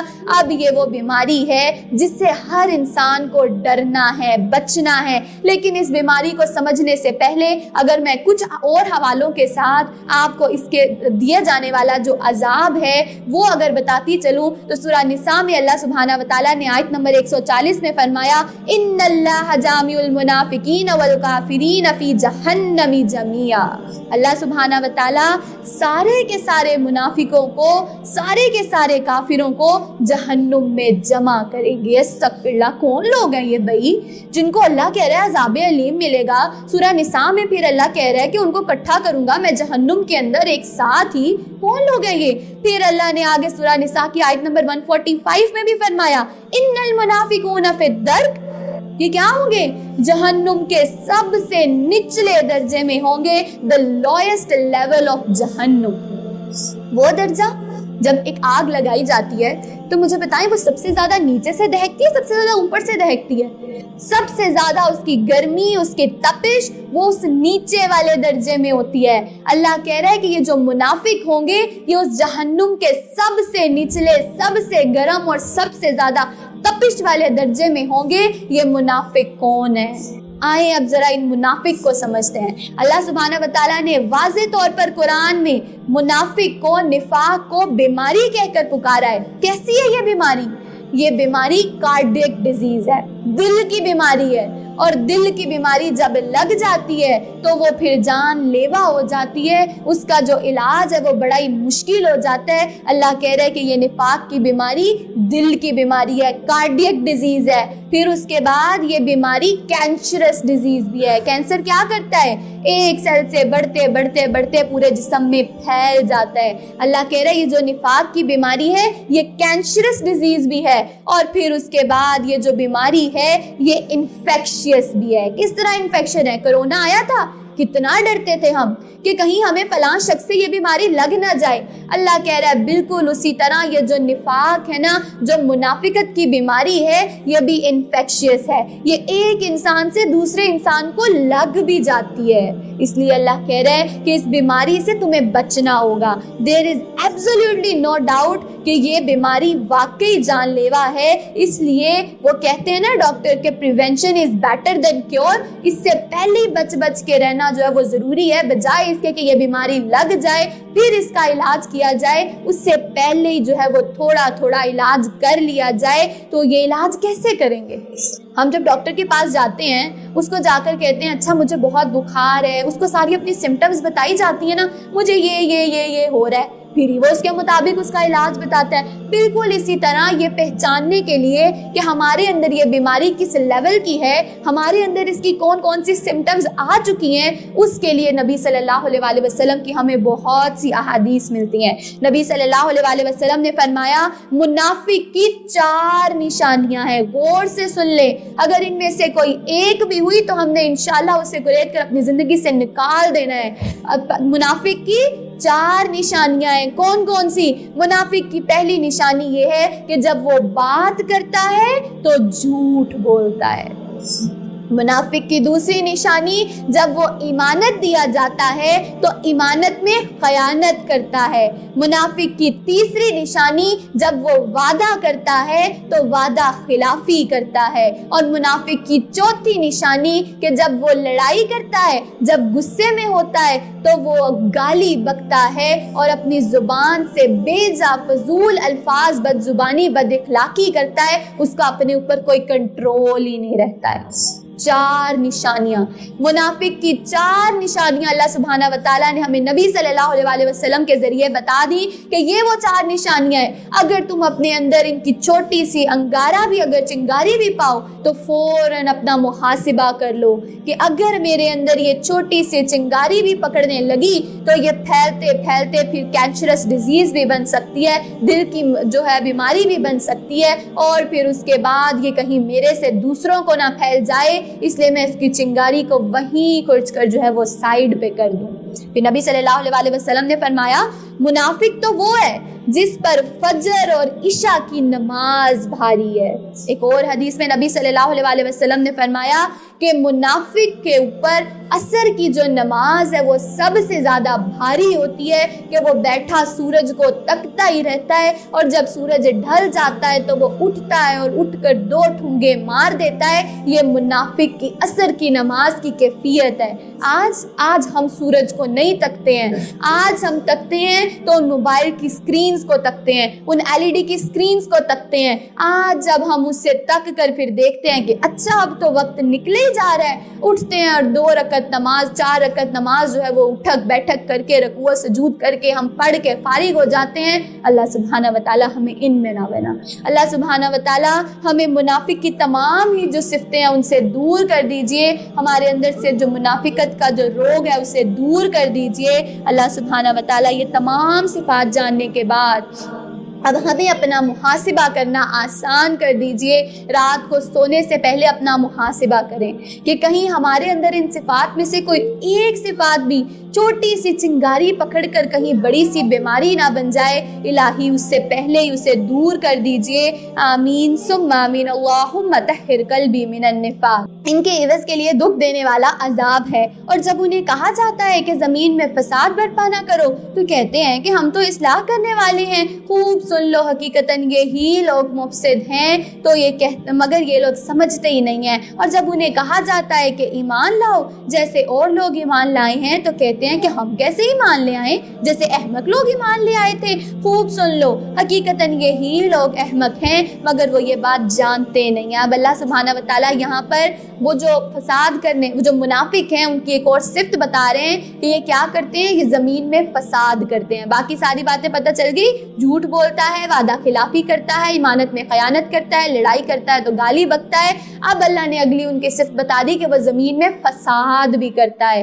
ایک منافق فساد کرتا ہے, کیسے فساد کرتا ہے کہ معاشرے کے اندر وہ چلتے پھرتے جب اس کو کہیں پر موقع ملتا ہے تو وہ اپنی جو تیلی ہے اس کو لگا دیتا ہے. وہ معاشرے سے جو اصلاح کرنے کا کام شو تو کرتا ہے کہ میں معاشرے کے اندر جو ہے وہ اصلاح کرنا چاہ رہا ہوں, گویا منہ پہ کچھ پیچھے کچھ ہوتا ہے. وہ معاشرے کے اندر اصلاح کرنے والا بننا جو ہے وہ ظاہر تو کرتا ہے لیکن اصل میں وہ فساد کرنا چاہ رہا ہوتا ہے. یہ وہ منافق ہوتا ہے جو شوگر کوٹڈ طریقے سے جو ہے وہ فساد کرتا ہے, لوگوں کو سامنے کچھ دکھا کر اچھی اچھی باتیں کر کر ان کو جو ہے وہ گناہ پر مجبور کر دیتا ہے اور وہ خود بھی جو ہے وہ شوگر کوٹڈ طریقے سے فساد کرتا ہے. اللہ سبحانہ و تعالیٰ کو ماننے کے بعد اللہ کی نہیں مانتا ہے, اس کے قول اور فعل میں تضاد ہوتا ہے. تو اب اللہ سبحانہ و تعالیٰ آگے کیا کہتے ہیں, ایسے لوگ جب ایمانداروں سے ملتے ہیں تو کہتے ہیں کہ ہم ایمان لا چکے. ایمانداروں کے سامنے, ایمان لانے والوں کے سامنے کہتے ہیں ہم ایمان لے آئے, اور جب علادگی میں اپنے شیطانوں کی طرف ملتے ہیں تو کہتے ہیں کہ حقیقتاً ہم تو تمہارے ساتھ مذاق کر رہے تھے اور ہم ان ایمان لانے والوں کے ساتھ مذاق کر رہے تھے, اصل میں تو ہم تمہارے ہی ساتھی ہیں. گویا کہ مسلمانوں کے منہ پر کہتے ہیں کہ ہم ایمان لائے اور جب واپس جا کر اپنے بتوں سے اپنے باقی ساتھیوں سے ملتے تھے تو کہتے تھے ہم تو مسلمانوں کے ساتھ مذاق کر رہے تھے, اصل میں تو ہم تمہیں ہی مانتے ہیں.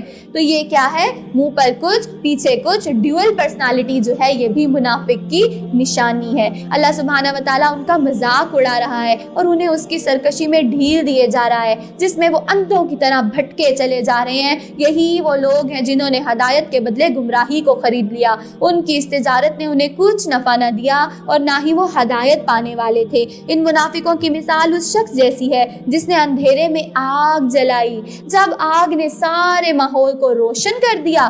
آپ بیسیکلی پہلے یہاں پر رک کے دیکھیں, اب اللہ سبحانہ و تعالیٰ ہمیں یہاں سے آگے جو ہے وہ منافقوں کی عملی جو شکل ہے نا وہ دکھا رہے ہیں. منافق کو 2 مثالوں کے ساتھ سمجھانا چاہ رہے ہیں اور 2 طرح کے منافقوں کا تذکرہ کر رہے ہیں. کون سے؟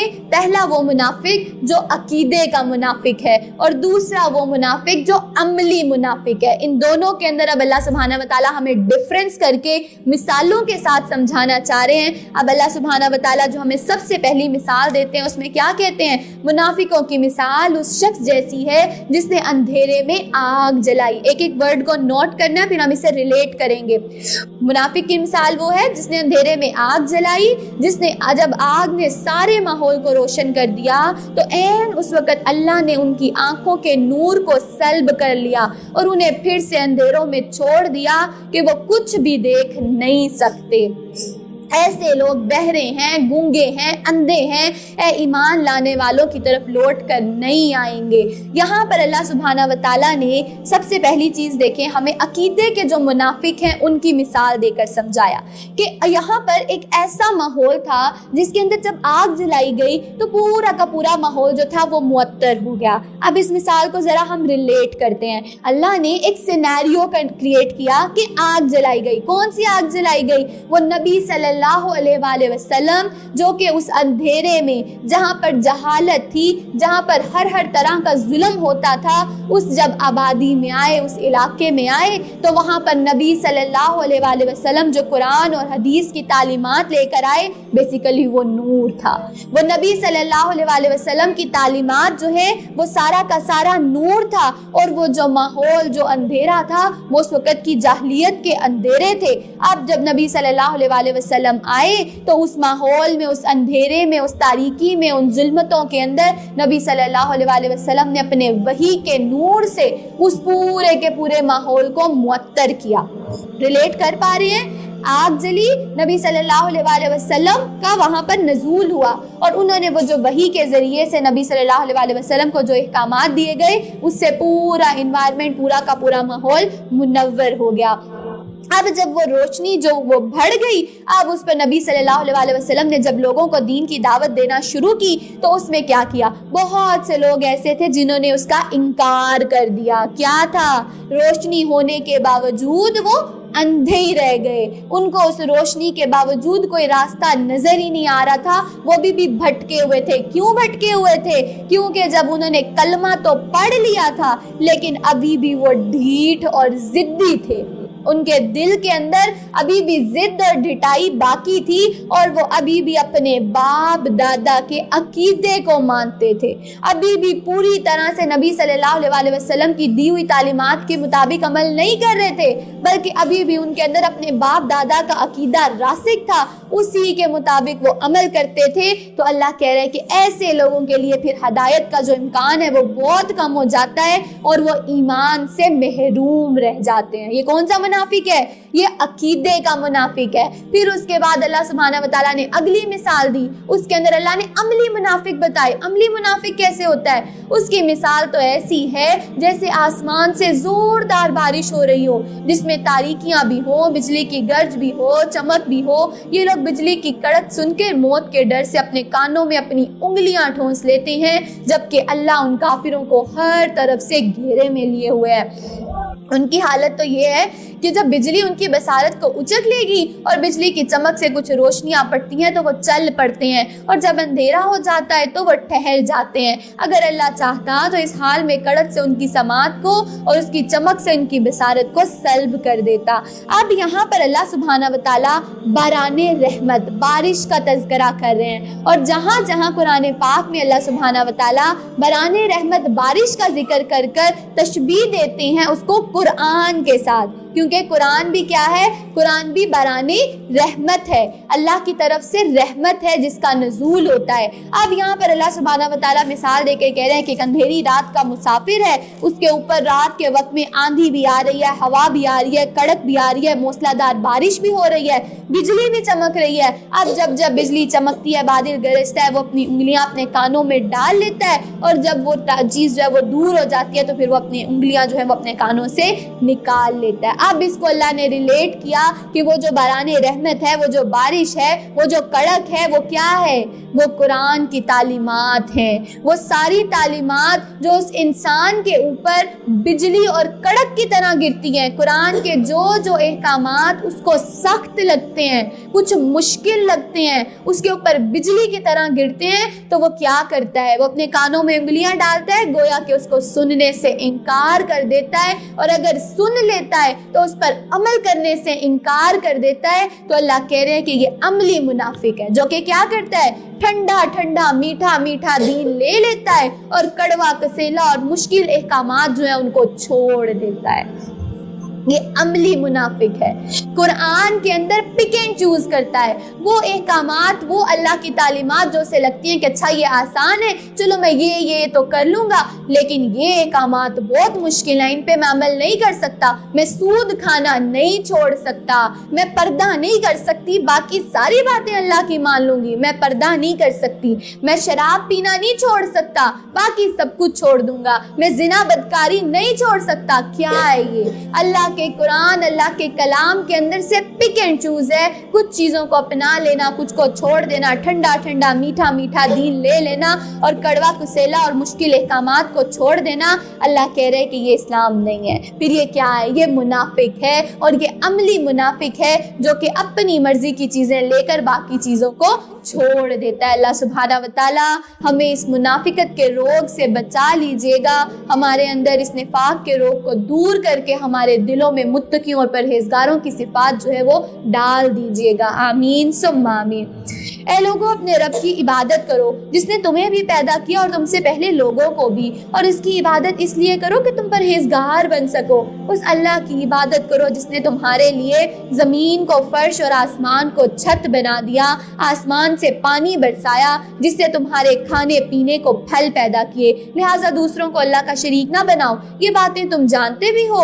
اور اے کافر لوگوں، اگر تمہیں اس کلام میں ہی شک ہے جو ہم نے اپنے بندے پر نازل کیا ہے تو تم بھی جاؤ اور اس جیسی ایک صورت بنا لاؤ اور اللہ کو چھوڑ کر اپنے ہم نوازوں کو بھی بھلا لاؤ. اگر تم سچے ہو تو تمہارے لیے یہ کام کرنا ضروری آسان ہو جائے گا. اب یہ وہ بات ہے جس کے اندر بار بار نبی صلی اللہ علیہ وسلم پر اعتراض لگایا جاتا تھا. آپ کو کہا جاتا تھا کہ یہ جو آیات ہیں یہ آپ خود سے گدی گھڑ کر لے آئے ہیں، اس میں ایسی کوئی حقیقت نہیں ہے. اللہ کہہ رہے اچھا ٹھیک ہے، اگر تم اپنی بات میں سچے ہو نا تو جاؤ فاتو بسورۃ من مثلہ، کوئی اس جیسی ایک سورت، ایک آیت بھی بنا کر تم لے آؤ، ہم تمہیں مان جائیں گے. اور یہ وہ چیلنج تھا جو کہ قرآن میں متعدد مقامات پر جو ہے وہ اللہ سبحانہ و تعالیٰ نے مشرکین مکہ کو آفر کیا ہے. سورہ یونس کی آیت نمبر 14 میں، سورہ ہود کی آیت نمبر 13 میں، سورہ بنی اسرائیل کی آیت نمبر 88 اور یہ سورہ بقرہ کی آیت نمبر 23 میں بھی اللہ سبحانہ و تعالیٰ نے واضح طور پر جو ہے وہ مشرکین کو چیلنج دے دیا کہ ٹھیک ہے تم کہتے ہو نا تو جاؤ اس جیسی ایک صورت بنا کر لے آؤ. لیکن آج تک بھی یہ چیلنج موجود ہے، لیکن آج تک کوئی بھی انسان، کوئی بھی بشر یہ کام کرنے میں کامیاب نہیں ہوا. کوئی انسان بھی جو ہے وہ اللہ سبحانہ و تعالیٰ کے حکم کے بغیر اس آیت تو کیا اس جیسا ایک حرف بنانے میں بھی کامیاب نہیں ہوا.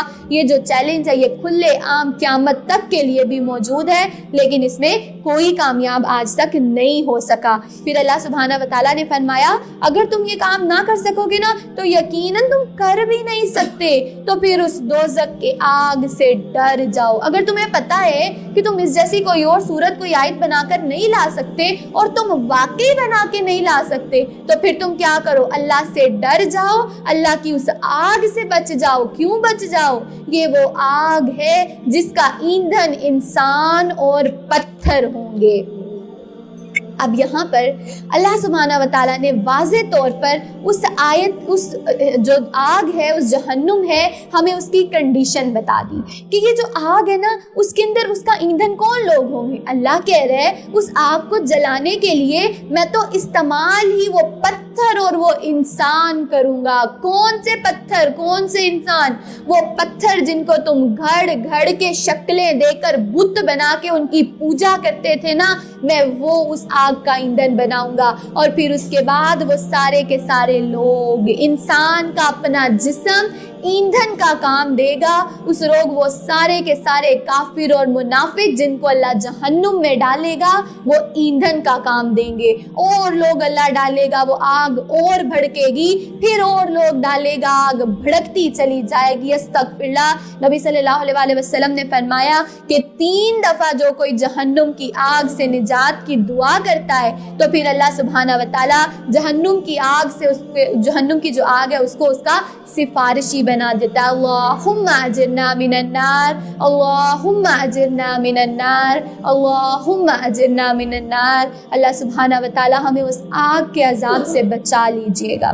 اب ہمیں پتہ چلتا ہے جو انسان ہے وہ خود اس جہنم کا ایندھن بن جاتا ہے، کیونکہ اللہ سبحانہ و تعالیٰ ہمارا مینوفیکچرر ہے۔ اللہ کو پتہ ہے میں نے انسان کو کیسے بنایا ہے، اس کے اندر میں نے کون کون سے ایلیمنٹس اور کون کون سی چیزیں ڈالی ہیں جو کہ جلنے کے کام آتی ہیں۔ اللہ سبحانہ و تعالیٰ نے ہمیں، آج سائنس بھی بتاتی ہے کہ اللہ سبحانہ و تعالیٰ نے انسان کو بنایا ہے، اس کے اندر سلفر، فاسفورس اور پوٹاشیم، یہ وہ سارے کے سارے ایلیمنٹس یوز کیے ہیں جو کہ آج کل پٹاخوں میں یوز کیے جاتے ہیں۔ پٹاخوں کو جلانے کے لیے جو یوز کیے جاتے ہیں، ان کی اسپیسیفک اماؤنٹ جو ہے وہ اللہ سبحانہ و تعالیٰ نے انسان کو بناتے ہوئے ان کے جسم میں بھی وہ ایلیمنٹس رکھے۔ ہم میں سے بہت سے لوگ جنہوں نے بایو پڑھی ہوگی، ہمیں اچھے سے پتا ہے کہ ہماری باڈی کے اندر اسپیسیفک اماؤنٹ ہوتی ہے فاسفورس کی، اسپیسیفک اماؤنٹ ہوتی ہے سلفر کی، پوٹاشیم کی، ہر وہ چیز۔ اب اللہ تو مینوفیکچرر ہے، اللہ کو تو پتا ہے، اس لیے اللہ سبحانہ و تعالیٰ نے یہاں پہ واضح بڑی سائنٹیفک سی آیت ہے کہ اللہ سبحانہ و تعالیٰ اس روز انسانوں کو جسم جو ہے وہ آگ کا ایندھن بنائیں گے۔ کوئی اور سنے کہے انسان کو کیسے ایندھن بن سکتا ہے، لیکن یہ سائنس نے بھی پروف کیا کہ انسانوں کے اندر ایسے ایلیمنٹس ہیں جو کہ جلنے کا کام دیتے ہیں، جلنے کے لیے استعمال ہوتے ہیں۔ تو یہاں پر اللہ سبحانہ و تعالیٰ نے پھر جو ہماری یہ سکن ہے، یہ ہم آگے جا کے انشاءاللہ سورہ نساء میں بھی پڑھیں گے کہ یہ جو ہماری سکن ہے، اس کے اوپر اللہ سبحانہ و تعالیٰ نے فیٹس بنا دیے، اس کے اوپر چربی بنائی ہے، اور وہ چربی بہترین سورس ہوتی ہے جلنے کا، وہ جلنے کے سب سے زیادہ کام آتی ہے۔ اور پھر جو ہمارا دماغ ہے، اس کے اندر ہمیں پتہ چلتا ہے کہ 95% فیٹس ہوتے ہیں، وہ چربی کی بنی ہوئی ہوتی ہے، فیٹس کی بنی ہوتی ہے، جس کی وجہ سے وہ بھی جلنے کے بہت زیادہ کام آتی ہے۔ یہ اللہ ہے، اللہ کم الحاکمین ہے، اسے ہر بات پتہ ہے، اس نے اس انسان کے اندر ہر وہ چیز رکھی۔ پھر جو ہمارے ناخن ہیں، ہماری ہڈیاں ہیں، ہمارے بال ہیں، ان کے اندر بھی اسپیسیفک اماؤنٹ آف فاسفورس جو ہے وہ خود موجود ہوتی ہے، جو کہ بذات خود جلانے کے کام آتی ہے۔ اللہ سبحانہ و تعالی ہمیں اس جہنم کے عذاب سے بچا لیجیے گا، اس جہنم کا ایندھن بننے سے بچا لیجیے گا۔ اللہم اجرنا من النار، اللہم آتی نفسی تقواہا۔ اے پیغمبر صلی اللہ علیہ وسلم، جو لوگ ایمان لائے اور اچھے کام کریں انہیں خوشخبری دے دیجئے کہ ان کے لیے ایسے باغات ہیں جن کے نیچے سے نہریں جاری ہیں۔ جب بھی انہیں کوئی پھل کھانے کو دیا جائے گا تو وہ کہیں گے یہ تو وہی پھل ہے جو ہم اس سے پہلے دنیا میں بھی کھا چکے ہیں، کیونکہ جو پھل انہیں دیا جائے گا وہ شکل میں تو بالکل ویسا ہی ہوگا، دنیا کے پھل سے ملتا جلتا۔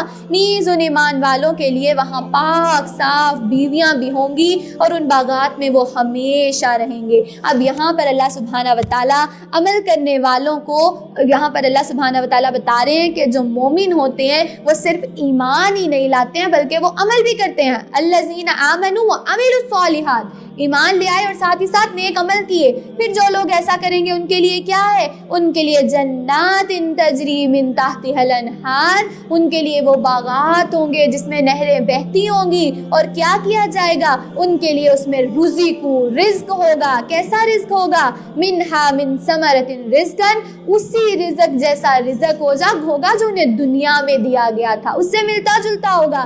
جنتیوں کے سامنے جب پھل پیش کیے جائیں گے، وہی کیلے، وہی سیب، وہی انگور جب ان کے سامنے پیش کیے جائیں گے تو وہ کہیں گے اللہ اس جیسے پھل تو ہم دنیا میں بھی کھاتے تھے۔ وہ اس سے فیملیئر ہوں گے اور وہ اس کی طرف ہاتھ بڑھائیں گے، کیونکہ اللہ ہے، اللہ ہماری نیچر جانتا ہے کہ جب انسان کے سامنے کوئی ایک نئی چیز پیش کی جائے تو وہ اس کی طرف ہاتھ نہیں بڑھاتا۔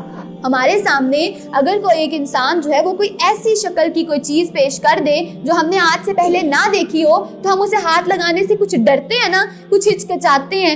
اللہ سبحانہ و تعالیٰ ہماری نیچر کو جانتے تھے کہ یہ انسان، میں نے اس کو ایسے تخلیق کیا ہے کہ یہ نئی چیز سے تھوڑا سا ہیزیٹیٹ کرتا ہے، تو اس لیے اللہ سبحانہ و تعالیٰ نے جنت میں بھی بالکل ویسے ہی پھل، وہی پھل بنائے، وہی کیلے، وہی سیب، وہی انگور، وہی آم، سب کچھ ویسا ہوگا دکھنے میں۔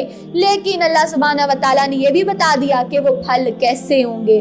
وہ ان دنیا کے پھلوں سے کہیں زیادہ رسیلے، کہیں زیادہ میٹھے اور کہیں زیادہ مٹکوں کے سائز کے بڑے بڑے ہوں گے، اور انسان جب ان پھلوں کو کھائے گا تو اللہ کا شکر ادا کرتا نہیں تھکے گا۔ اللہ سبحانہ و تعالی ہمیں بھی وہاں کے میٹھے رسیلے اور بڑے بڑے پھل کھانا ہمارے بھی لکھ دیجیے گا۔ اور پھر اللہ کہہ رہا ہے وہاں پر کیا ہوں گی؟ ان کے لیے نیک بیویاں ہوں گی، وہ بیویاں جو اس دنیا میں اپنے خاوندوں کے لیے نیکی کا وسیلہ اور باعث بنتی ہیں، جو ان کے لیے اس دنیا میں رہتے ہوئے ان کے لیے جنت کو جو ہے حاصل کرنا آسان کر دیتی ہیں، ان کے لیے نیکی کے راہ پر چلنا آسان کر دیتی ہیں۔ اس روز پھر وہی نیک بیویاں ان کی ساتھی ہو جائیں گی۔ اس روز جو جس کو چاہے گا اللہ سبحانہ و تعالیٰ اسے ملا دے گا۔ اس روز ان کے لیے پاک بیویاں ہوں گی۔ ربنا حب لنا من ازواجنا وذریاتنا وقرۃ اعین واجعلنا للمتقین اماما، آمین ثم آمین۔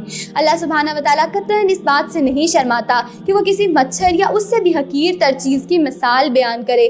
جو لوگ ایمان لا چکے ہیں وہ جانتے ہیں کہ ان کے پروردگار کی طرف سے پیش کردہ مثال بالکل درست ہے۔ رہے کافر لوگ تو وہ کہتے ہیں کہ ایسی حقیر چیزوں کی مثال دینے سے اللہ کو کیا سروکار۔ ایک طرح سے بات بہت سے لوگوں کو گمراہی میں مبتلا رہنے دیتا ہے اور بہت سے لوگوں کو ہدایت بھی دے دیتا ہے۔ اور گمراہ تو صرف فاسق ہی ہوا کرتے ہیں، یعنی جو لوگ اللہ سے عہد کو پختہ کرنے کے بعد اسے توڑ دیتے ہیں، اور جن چیزوں کو اللہ نے جوڑنے کا حکم دیا ہے انہیں قطع کرتے ہیں اور زمین میں فساد برپا کرتے ہیں۔ ایسے ہی لوگ نقصان اٹھانے والے ہیں۔ اب ہم نے دیکھا سورہ بقرہ کا آغاز ہوا، اللہ سبحانہ و تعالیٰ نے سب سے پہلے ہمیں متقیوں کی صفات بتائی، متقیوں کی صفات بتائی اور ان کا انجام بتایا۔ کیا انجام بتایا؟ ھدی للمتقین، متقی ہدایت پا گئے۔ پھر اللہ سبحانہ و تعالیٰ نے ہمیں کافروں کی صفات بتائی، کافر کون ہوتے ہیں، ان کا انجام بتایا۔ وَلَهُمْ عَذَابٌ عَظِيمٌ، ان کے لیے بڑا عذاب ہے۔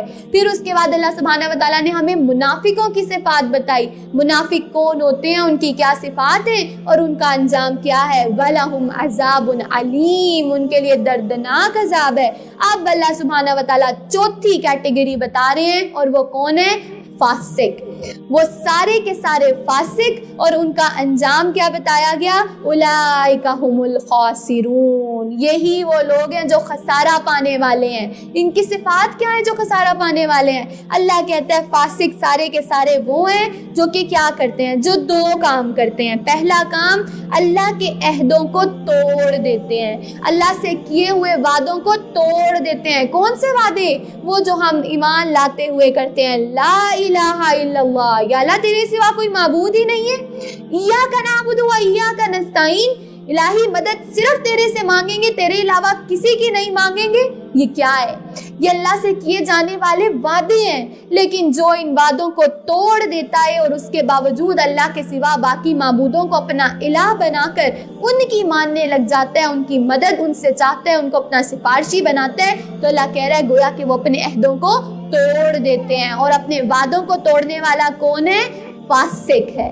فاسق کی دوسری اس کی صفت کیا ہے؟ اگر وہ ہو تو وہ فاسق کہلائے گا۔ وہ یہ ہے کہ اللہ نے جس چیز کو جوڑنے کا حکم دیا ہے وہ اسے توڑ دیتا ہے۔ کس کو توڑتا ہے؟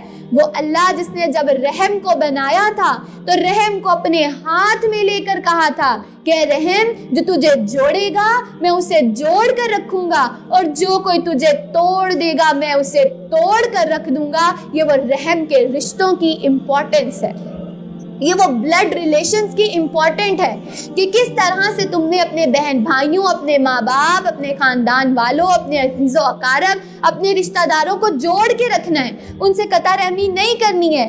ایسا نہ ہو کہ تم اپنے سسرالی رشتوں کو تو جوڑ کے رکھو، اپنے میکے کے رشتوں سے جو ہے وہ ٹوٹ جاؤ، یا میکے کے رشتوں کو جوڑ کر رکھو سسرالی رشتوں سے ٹوٹ جاؤ، یا ایسا نہ ہو کہ کوئی ایک بہن یا کوئی ایک بھائی اس سے تم کٹ کے رہ جاؤ، اس کے ساتھ بالکل علیحدگی اختیار کر لو۔ یہ رحم کے رشتے، یہ ماں کے پیٹ کے رشتے ہیں جن کو جوڑنے کا حکم دیا جا رہا ہے، اور جو کوئی پھر ان رحم کے رشتوں، ان بلڈ ریلیشنز کو توڑتا ہے تو اللہ کہہ رہا ہے ایسے ہی لوگ فاسق ہیں۔ اور فاسقوں کا انجام کیا بتا دیا؟ اولئک ھم الخاسرون، یہی وہ لوگ ہیں جو خسارہ اٹھانے والے ہیں۔ اور پھر ان کی تیسری صفت یہ ہے کہ یہ زمین میں فساد پھیلاتے ہیں، زمین میں ادھر کی بات ساتھ ادھر کر کے لڑائی جھگڑے کروانا جو ہے وہ ان کا شیوا ہوتا ہے۔ اللہ سبحانہ و تعالی ہمیں فاسقوں کی بھی تمام صفات سے دور رکھیے گا، اور ہمیں وہ جو متقین کی بہترین سی صفات پڑھی ہیں ان سے متصف ہو کر ہمیں جنت میں اپنا مقام بنانا آسان کر دیجیے گا، آمین ثم آمین۔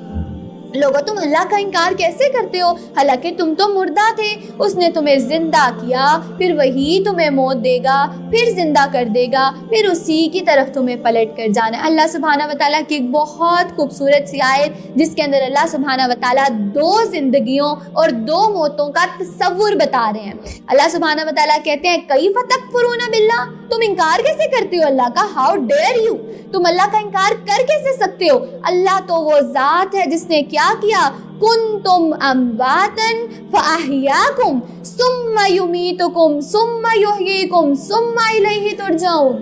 وہ اللہ تو وہ ہے، تم اس کا انکار کر کیسے سکتے ہو؟ وہ تو وہ ذات ہے جس نے جب تم مردہ تھے تمہیں اس نے زندگی دی، وہ تمہیں زندہ دینے کے بعد پھر مارنے پر قادر ہے، اور تمہارے مر جانے کے بعد وہ دوبارہ تمہیں زندہ کرے گا، تم سب کو اسی کی طرف ہی تو لوٹ کر جانا ہے۔ اتنی خوبصورتی کے ساتھ اللہ سبحانہ و تعالیٰ نے 2 زندگیوں اور 2 موتوں کا تصور بتا دیا۔ اس کے اندر کوئی ایسا کانسیپٹ نہیں ہے کہ اس دنیا میں رہتے ہوئے تمہیں 2 زندگیاں اور 2 موتیں آئیں گی، نہیں، یہ ہمارا کانسیپٹ نہیں ہے، یہ وہ ہندوانہ کانسیپٹ ہے کہ اسی دنیا کے اندر رہتے ہوئے ایک انسان کے ساتھ جنم ہوتے ہیں اور وہ بار بار جنم لیتا ہے، نہیں، ایسا کوئی کانسیپٹ نہیں ہے، بلکہ یہاں پر اللہ سبحانہ و تعالیٰ بتا رہے ہیں کہ وہ وقت جب اللہ سبحانہ و تعالیٰ نے عالم ارواح میں تمام روحوں کو آج قیامت تک جتنے لوگ اس دنیا میں آنے تھے، پیدا ہونے تھے، اللہ نے سب کی روحوں کو وہاں اکٹھا کیا، ساری روحوں کو اکٹھا کر کے ان سے وعدہ لیا کہ بتاؤ تمہارا رب کون ہے۔ سب نے ایک ہی آواز ہو کر کہا تھا قالوا بلا، اللہ سبحانہ و تعالیٰ آپ ہی ہمارے رب ہیں، آپ کے سوا کوئی ہمارا رب نہیں، ہم صرف آپ کی عبادت کریں گے۔ جب سب نے یہ وعدہ کر لیا، اب اللہ سبحانہ و تعالیٰ نے اس وعدے کے بعد تمام روحوں کو ان کے جسموں سے الگ کر کر اللہ سبحانہ و تعالیٰ نے رکھ لیا۔ پھر اس دنیا کے اندر اس ماں کے پیٹ کے اندر جو ہے وہ خاص اس رحم مادر کے اندر پانی کا ٹپکنا، انسان کی پیدائش، وہ اس انسان کی پہلی زندگی ہے جو اللہ سبحانہ و تعالیٰ اس دنیا میں دیتا ہے۔ وہ اس کی زندگی کہاں ہوگی، کس گھر میں، کس قصبے میں، کس علاقے میں، کس شہر میں، کس گلی میں، یہ اللہ کے پاس علم ہے۔ ہر انسان کی وہ جو پیدائش ہے اس کو اللہ سبحانہ و تعالیٰ نے کہا کہ وہ انسان کی پہلی زندگی ہے۔ وہ جو وعدہ الست لینے کے بعد اللہ نے روحیں قبض کی تھی وہ پہلی موت تھی، پھر اس کے بعد اس دنیا میں بھیجے جانا پہلی زندگی۔ اس دنیا کے بعد جو اللہ سبحانہ و تعالیٰ نے ہمیں موت دینی ہے، ہر انسان کو مرنا ہے، ہر انسان کو اس دنیا سے جانا ہے، وہ انسان کی دوسری موت ہے۔ تب جب وہ مر گیا پھر قیامت کے روز اللہ سبحانہ و تعالیٰ نے تمام انسانوں کو دوبارہ سے زندہ کرنا ہے تاکہ ان سے اعمال اور حساب کتاب جو ہے وہ پراپر لیا جا سکے۔ تو وہ دوسری زندگی ہوگی جو اللہ سبحانہ و تعالیٰ ہمیں دیں گے۔ اب کلیئر ہو گیا کہ کس طرح سے اللہ سبحانہ و تعالیٰ نے 2 زندگیوں اور 2 موتوں کا تصور کیا اور واضح طور پر کہہ دیا کہ تم اللہ کو جھٹلا کیسے سکتے ہو، تم یہ کام کر کیسے کر سکتے ہو، کیف تکفرون، تم کیسے یہ کام کہہ سکتے ہو کہ اللہ کے لیے ممکن نہیں ہے۔ اللہ تو وہ ذات ہے جو تمہیں 2 زندگیاں دیتا ہے، 2 موتیں دیتا ہے، تمہیں اٹھائے گا، تمہارا حساب کتاب کرے گا اور پھر تمہارے لیے ہمیشگی کے باغات ہو جائیں گے۔ اللہ کے لیے ہر کام آسان ہے۔ وہ اللہ جس نے تمہیں پہلی دفعہ پیدا کیا، وہ ایک نطفے سے پیدا کیا، اس اللہ کے لیے تمہیں دوبارہ پیدا کرنا، تمہارے اندر دوبارہ جان ڈالنا مشکل نہیں ہے۔ اللہ سبحانہ و تعالیٰ ہمیں قرآن کی تمام ہی جو آیات ہیں ان کی حکمتوں کو سمجھنے کی توفیق دے، اس کے اندر قرید اور ٹو میں جانے کی بجائے اس سے جو اللہ سبحانہ و تعالیٰ ہمیں بات سمجھانا چاہ رہے ہیں اسے سمجھنے کی توفیق دے، آمین ثم آمین۔ پھر اللہ سبحانہ و تعالیٰ فرماتے ہیں وَإِذْ قَالَ رَبُّكَ لِلْمَلَائِكَةِ إِنِّي جَاعِلٌ فِي الْأَرْضِ خَلِيفَةً، کیا کیا؟ اے پیغمبر صلی اللہ علیہ وآلہ وسلم اس وقت کا تصور کرو جب آپ صلی اللہ علیہ وآلہ وسلم کے رب نے فرشتوں سے کہا کہ میں زمین میں خلیفہ بنانے والا ہوں، تو وہ کہنے لگے کیا تو اس میں ایک ایسے شخص کو خلیفہ بنائے گا جو اس میں فساد مچائے اور ایک دوسرے کا خون بہائے۔ اب یہ کیا واقعہ تھا؟ یہ بیسیکلی تخلیق آدم کے وقت کا قصہ اور رداد ہے جو کہ ہمیں بتائی جا رہی ہے کہ اللہ سبحانہ و تعالیٰ نے خلیفہ بنایا۔ Why will you created؟ اللہ سبحانہ و تعالیٰ نے ہمیں کیوں بنایا؟ ہمیں خلیفہ بنانے کے. خلیفہ کیا ہوتا ہے؟ خلیفہ وہ ہوتا ہے جو اپنے جانشین ہوتا ہے, اس شخص کو کہتے ہیں جو کہ اس کے پیچھے سبارڈینیٹ ہوتا ہے. ایک بادشاہ ہوتا ہے نا, بادشاہ کے پیچھے جو بھی لوگ ہوتے ہیں وہ اس کے وزیر, وہ اس کے خلیفہ ہوتے ہیں, اس کے پیچھے آنے والے اس کے سبارڈینیٹ ہوتے ہیں. تو اب اللہ سبحانہ و تعالیٰ یہاں پر یہی کہہ رہا ہے کہ اللہ سبحانہ و تعالیٰ نے انسانوں کو جانشین بنایا. اللہ سبحانہ و تعالیٰ نے انہیں ماتحت بنایا کہ جو بھی حکم بادشاہ دے گا, کون بادشاہ؟ اللہ سبحانہ و تعالیٰ. اللہ سبحانہ و تعالیٰ جو حکم بھی دے گا, ہم انسانوں کو بینگ اشرف المخلوقات ہمیں ان تعلیمات کو آگے پہنچانا ہے. یہ ہمارا اصل مقصد تھا, ہمیں اس دنیا میں بھیجنے کا, ہمیں خلیفہ بنانے کا. اللہ سبحانہ و تعالیٰ نے اس دنیا کی زندگی میں جو اللہ احکم الحاکمین ہے اس کی مرضی کے مطابق یہ دنیا چلے گی, لیکن اس کے تعلیمات کو آگے کیسے پہنچایا جائے گا اس کام کے لیے اللہ سبحانہ و تعالیٰ نے انسان کو تخلیق کیا. اب جب اللہ نے انسان کو خلیفہ بنایا, اس کو تخلیق کیا, اور فرشتے جو ہیں وہ کہنے لگے کہ یا اللہ کیا تو اس میں ایسی ایک مخلوق بنانے جا رہا ہے جو کہ اس کے اندر خون بہائیں گے. اب یہ فرشتوں کو کیسے پتا تھا؟ کیا فرشتوں کے پاس کوئی غیب کا علم تھا؟ نہیں, غیب کا علم صرف اللہ کے پاس ہے. علام الغیوب صرف اللہ سبحانہ و تعالیٰ, اس کے علاوہ کسی کے پاس علم نہیں ہے. یہ جو فرشتوں نے کہا کہ کیا تو ایسی ایک مخلوق بنانے جا رہا ہے جو زمین میں فساد کرے, یہ بیسیکلی انہوں نے اپنے ایک تجربے کی بنیاد پر کہا, کیونکہ اللہ سبحانہ و تعالیٰ انسانوں سے پہلے جنوں کو تخلیق کر چکے تھے, اور جن وہ قوم تھے, وہ لوگ تھے کہ جو اللہ سبحانہ و تعالیٰ نے جب انہیں پیدا کیا تو یہ لوگ بہت زیادہ فتنہ فساد کرتے تھے, ایک دوسرے کا خون بہاتے تھے, قتل و غارت کرتے تھے. اب جو فرشتوں نے وہ سارے مشاہدات پہلے سے کیے ہوئے تھے, اسی لیے یہ اس بیس پہ کہنے لگے کہ اللہ سبحانہ و تعالیٰ کیا تو اب ایک اور مخلوق ایسی بنانے جا رہا ہے جو کہ زمین کے اندر فساد کریں گے, خون بہائیں گے, فتنہ فساد ہوگا. تو اللہ سبحانہ و تعالیٰ آگے سے کیا کہتے ہیں کہ تم بہتر نہیں جانتے, میں بہتر جانتا ہوں. یہ جو میں بنانے جا رہا ہوں, فرشتوں نے کہا تھا الہی تو ایسی مخلوق کیوں بنا رہا ہے جو کہ فتنہ فساد کرے, حالانکہ ہم تو وہ ہیں جو کہ تیری ہر وقت ہی تسبیح بیان کرتے ہیں. گویا کیا سمجھ میں آیا؟ اللہ سبحانہ و تعالیٰ کا انسانوں کو بنانے کا مقصد صرف تسبیحاں کرانا نہیں ہے. اللہ کو انسان کو پیدا کرنے کا مقصد صرف عبادت نہیں ہے. اللہ سبحانہ و تعالیٰ نے ہمیں اشرف المخلوقات بنایا. ہم سے صرف عبادت کے فرائض اللہ نے نہیں لینے تھے, ہم سے بڑے بڑے کام کروانے تھے. ہمیں اللہ نے پیدا کیا لوگوں کے دل جو ہے ان کو بہتر کرنے کے لیے, لوگوں کی باتیں سننے کے لیے, حقوق اللہ اور حقوق العباد پورے کرنے کے لیے. صرف اپنی عبادت اور اپنی چیزوں میں نہیں ہو کے رہ جانا, بلکہ لوگوں کو نیکی کی طرف بلانا ہے. امر بالمعروف نہیں عن المنکر کرنے کے لیے ہمیں پیدا کیا تھا. وہ فرشتے تو اللہ کی عبادت کے لیے کافی تھے, جو کہ 70,000 فرشتے جو کہ عبادت کے اندر اللہ کی لگے رہتے ہیں, اور اللہ کا جو کعبہ ہے, بیت المعمور ہے جو کہ آسمانوں پر ہے, اس کا طواف کرتے رہتے ہیں. اور ایک فرشتہ اس کی باری دوبارہ 70,000 فرشتوں کے بعد آتی ہے. اللہ کو کیا ضرورت تھی ہماری عبادت کی؟ نہیں. اس اللہ کی عبادت تسبیح بندگی کے لیے وہ فرشتے کافی تھے. اگر ہمیں عبادت کرنے کی ضرورت ہے تو وہ خود اپنے نفس کے لیے ہے, تاکہ ہم اپنے آپ کو اس دنیا کے اندر بہترین نیکیاں اور اعمال کر کے اللہ سبحانہ و تعالیٰ کے حقوق اللہ اور لوگوں کے حقوق العباد دونوں پورے کر کے امر بالمعروف نہی عن المنکر کا فریضہ بھی انجام دے کر اللہ سبحانہ و تعالیٰ سے اس جنت کے طلبگار ہو جائیں. تو اب جب انہوں نے ایسا کہا کہ ہم تو تسبیح کرتے ہیں اور تو ایک مخلوق بنا رہے, اللہ نے فوراً ہی کہا, ان کو جواب دیا کہ جو کچھ میں جانتا ہوں وہ تم نہیں جانتے. انی اعلم ما لا تعلمون, جو میں علم رکھتا ہوں وہ تم نہیں رکھتے. حالانکہ اللہ نے فرشتوں کو بھی واضح طور پر کہہ دیا کہ میں علم میں تم سے بھی بہتر ہوں, وہ تم نہیں جانتے. اس کے بعد اللہ تعالیٰ نے آدم کو تمام اشیاء کے اسماء یعنی کہ نام اور صفات خاص سکھا دیے. ان اشیاء کو فرشتوں کے روبرو پیش کر کے ان سے کہا کہ اگر تم اپنے بات میں سچے ہو تو مجھے اشیاء کا نام بتاؤ. اب یہاں پر کچھ چیزوں کے نام اللہ سبحانہ و تعالیٰ نے حضرت آدم کو تخلیق کرنے کے بعد سکھائے. کیا سمجھ میں آیا؟ وَعَلَّمَ, تخلیق کا پہلا مقصد اللہ نے پیدا کرنے کے بعد سب سے پہلا کرنے کا کام کیا کہا؟ وَعَلَّمَ, آدم علیہ السلام پڑھیے, سیکھیے, یہ علم ہے, یہ کچھ چیزیں کوئی نام ہے, ان کو یاد کر لیجئے. سب سے پہلا پیدائش کے بعد کے کرنے کا کام علم کا حصول.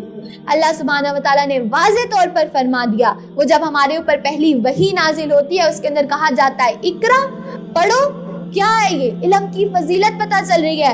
اب جب حضرت آدم علیہ السلام کی تخلیق کے بعد بھی پہلا کرنے کا کام حصول علم ہے.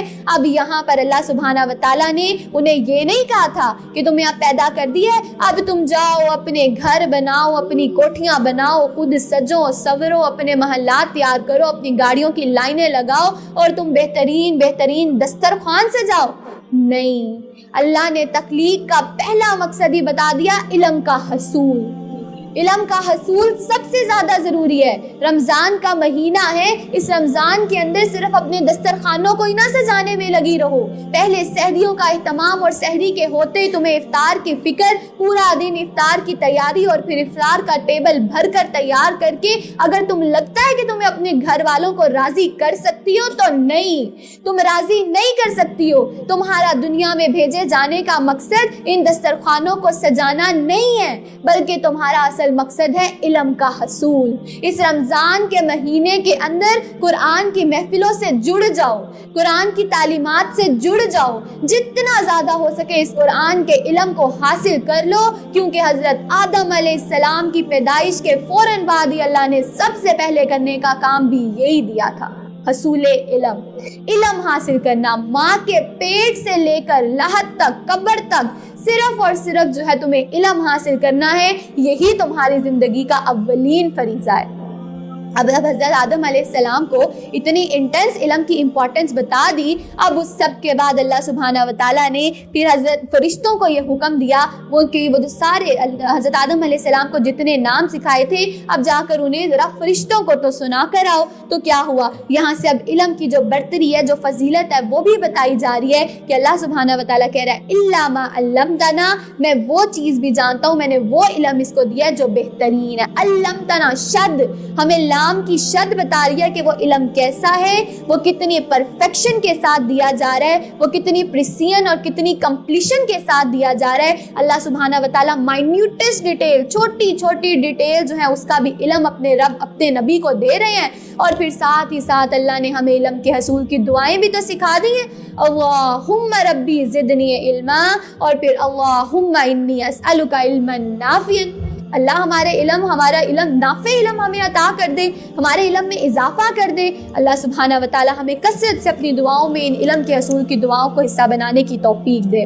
ہر چیز کو جاننے والا ہوں اور اس کی حکمت کو بھی سمجھنے والا ہوں. اللہ سبحانہ و تعالیٰ نے آدم علیہ السلام سے فرمایا، اے آدم ان فرشتوں کو ان اشیاء کے نام بتا دو. تو جب آدم علیہ السلام نے فرشتوں کو ان چیزوں کے نام بتا دیے تو اللہ نے فرشتوں سے کہا، کیا میں نے تمہیں نہ کہا تھا کہ میں ہی آسمان اور زمین کی پوشیدہ باتیں جانتا ہوں، ان باتوں کو بھی جانتا ہوں جو تم ظاہر کرتے ہو اور ان کو بھی جانتا ہوں جو تم چھپاتے ہو. گویا کہ حضرت آدم علیہ السلام کو سب سے پہلا کام اللہ نے جو کرنے کا دیا وہ کہ خود علم حاصل کرنے کے بعد اس علم کو صرف اپنے تک ہی نہیں رکھنا ہے، بلکہ جا کے فرشتوں کو بھی بتاؤ، ان کو بھی یہ چیز سکھا کر آؤ. تو یہ کیا ہے، یہاں سے اب ہمیں دوسری بات پتہ چلی ہے، صرف علم حاصل کر کے ہی نہیں بیٹھ جانا بلکہ اس علم کو آگے بھی پھیلانا ہے. اب جب ان کے اوپر یہ اتنا تو اللہ سبحانہ و تعالیٰ نے امتحان دیا تو وہ اس امتحان میں کامیاب ہوئے، اس آزمائش پر بھی پورے اترے اور انہوں نے یہ جو علم تھا اس کو آگے بھی پہنچایا. پھر اس کے بعد اللہ سبحانہ و تعالیٰ نے یہاں پر فرمایا فَلَمَّا أَنبَأَهُم بِأَسْمَائِهِمْ، ان ساری کی ساری چیزوں کے جو نام تھے وہ حضرت آدم علیہ السلام نے جب فرشتوں کو سکھا دیے.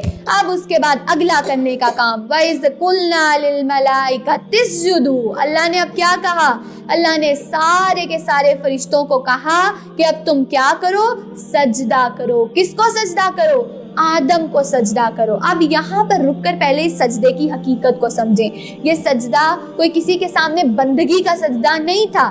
بندگی کا سجدہ، عبادت کا سجدہ صرف اور صرف اللہ کے سامنے کیا جائے گا، اللہ کے سوا کسی کے سامنے نہیں کیا جائے گا. یہ سجدہ سجدہ تحریمی تھا، ایک عزت کے ساتھ تھوڑا سا کسی کے سامنے ایسے جھک جانا، اس کو سجدہ تحریمی کہتے ہیں. اور اللہ تعالیٰ نے فرشتوں کو حضرت آدم علیہ السلام کو یہی سجدہ کرنے کا حکم دیا تھا.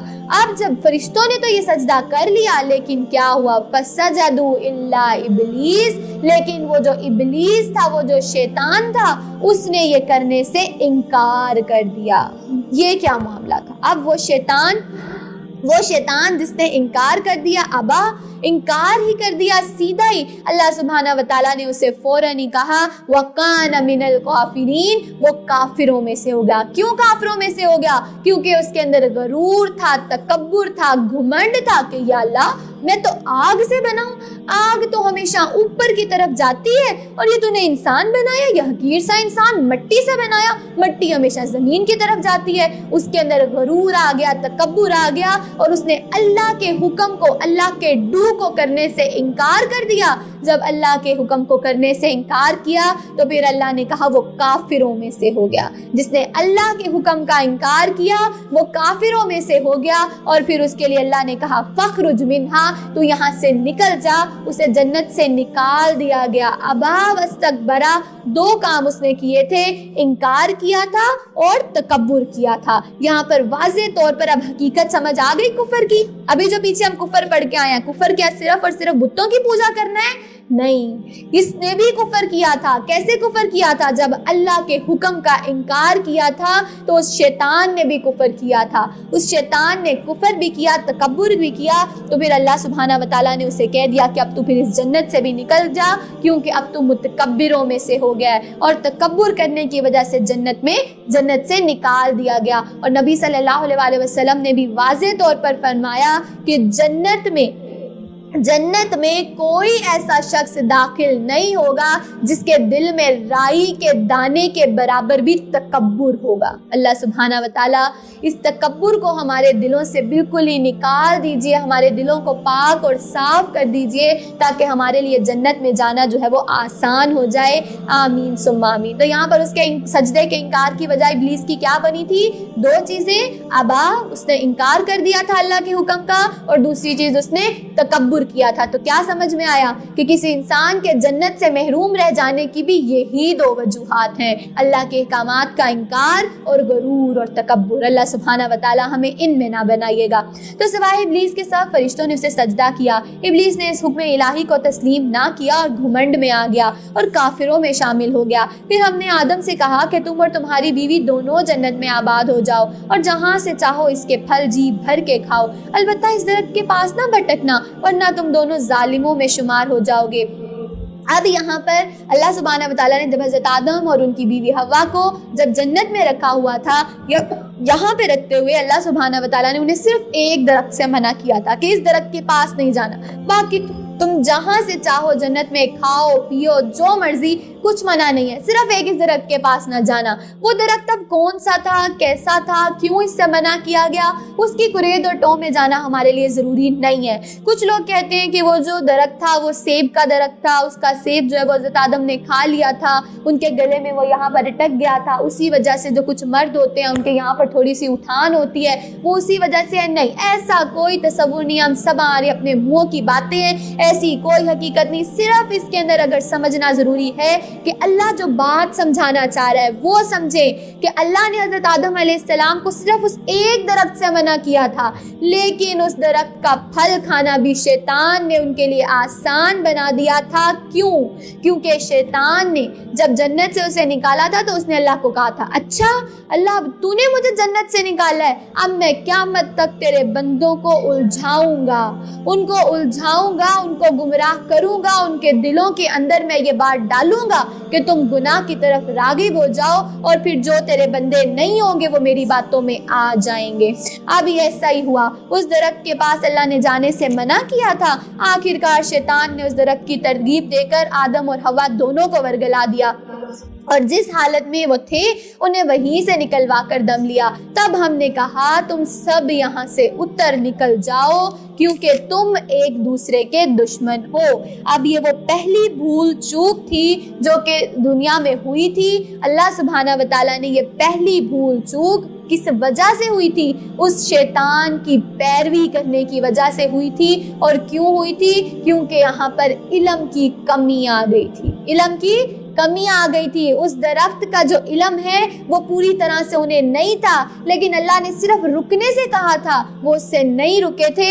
علم کی کمی کی وجہ تھی کہ درخت کے بارے میں انہیں علم نہیں تھا، جس کی وجہ سے یہ کام کرنا ان کے لیے آسان ہو گیا تھا۔ اگر آج ہم بھی چاہتے ہیں کہ ہماری اولادیں شیطان کے وسوسوں سے بچ سکیں تو اس کے لیے ان کو علم کا حصول بہت ضروری ہے، ان کو قرآن اور حدیث کے علم سے آشنا ہونا بہت ضروری ہے، ورنہ کہیں ایسا نہ ہو کہ انہیں کسی پہلو کا علم ہی نہ ہو اور وہ شیطان کے وسوسوں اور اکساہٹوں میں آ کر وہ ویسا عمل کر جائیں جس کی وجہ سے نعوذ باللہ کہیں انہیں جنت سے خارج نہ کر دیا جائے۔ اللہ سبحانہ و تعالی ہمیں اپنی اولادوں کو بہترین قرآن اور حدیث اور سنت کی تعلیمات سے آشنا ہونا جو ہے اس کی توفیق دے دے، ان کے لیے یہ کام آسان کر دے۔ اب جب وہ دونوں ہی جو ہے انہوں نے وہ پھل کھا لیا تو اللہ نے انہیں کہا تھا اب جنت سے نکل جاؤ۔ کچھ لوگ کہتے ہیں کہ صرف جو عورت ہے اس نے اس بات پر مجبور کیا تھا اور عورت جو ہے وہ زیادہ فتنہ پرور ہوتی ہے، لیکن نہیں، اللہ تعالیٰ یہاں پہ واضح طور پر کہہ رہے ہیں فَأَزَلَّهُمَ الشَّيْطَانُ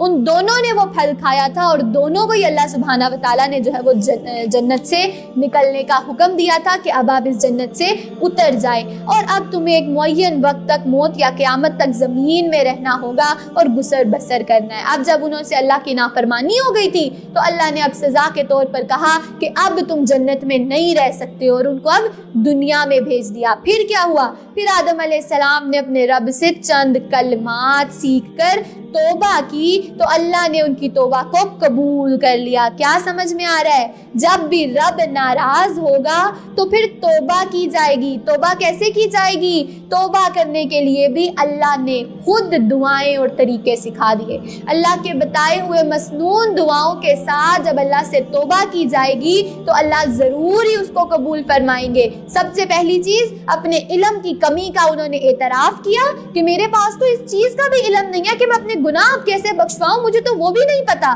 اپنی علم کی کمی کا اعتراف کیا، اللہ سے دعا سیکھنی چاہی، اللہ نے انہیں دعا سکھائی اور توبہ کی اور اللہ سبحانہ و تعالیٰ جو غفور الرحیم ہے، جو تواب الرحیم ہے، اس نے ان کی توبہ کو قبول کر لیا۔ اب جب دعا سیکھی، دعا اللہ نے کیا سکھائی تھی؟ ربنا ظلمنا انفسنا وَإِن لَّمْ تَغْفِرْ لَنَا وَتَرْحَمْنَا لَنَكُونَنَّ مِنَ الْخَاسِرِينَ۔ یہ وہ دعا تھی، یہ وہ کلمہ تھا جو کہ اللہ سبحانہ و تعالیٰ نے حضرت آدم علیہ السلام کو سکھایا۔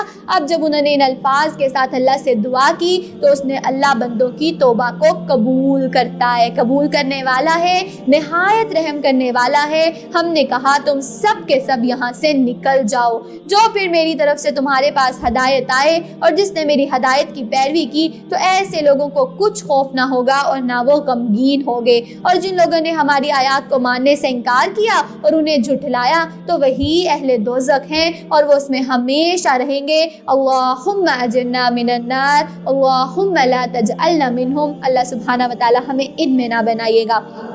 اب یہاں پر جو علم کی اہمیت ہے ہمیں وہ بتائی جا رہی ہے کہ علم کیا ہے، کہ جس انسان کے پاس علم آ جاتا ہے تو اس کے لیے ہر چیز اللہ کے احکامات کو ماننا جو ہے وہ آسان ہو جاتا ہے۔ یہاں پہ امپورٹنس آف نالج بتائی جا رہی ہے۔ علم کی اہمیت کیا ہے؟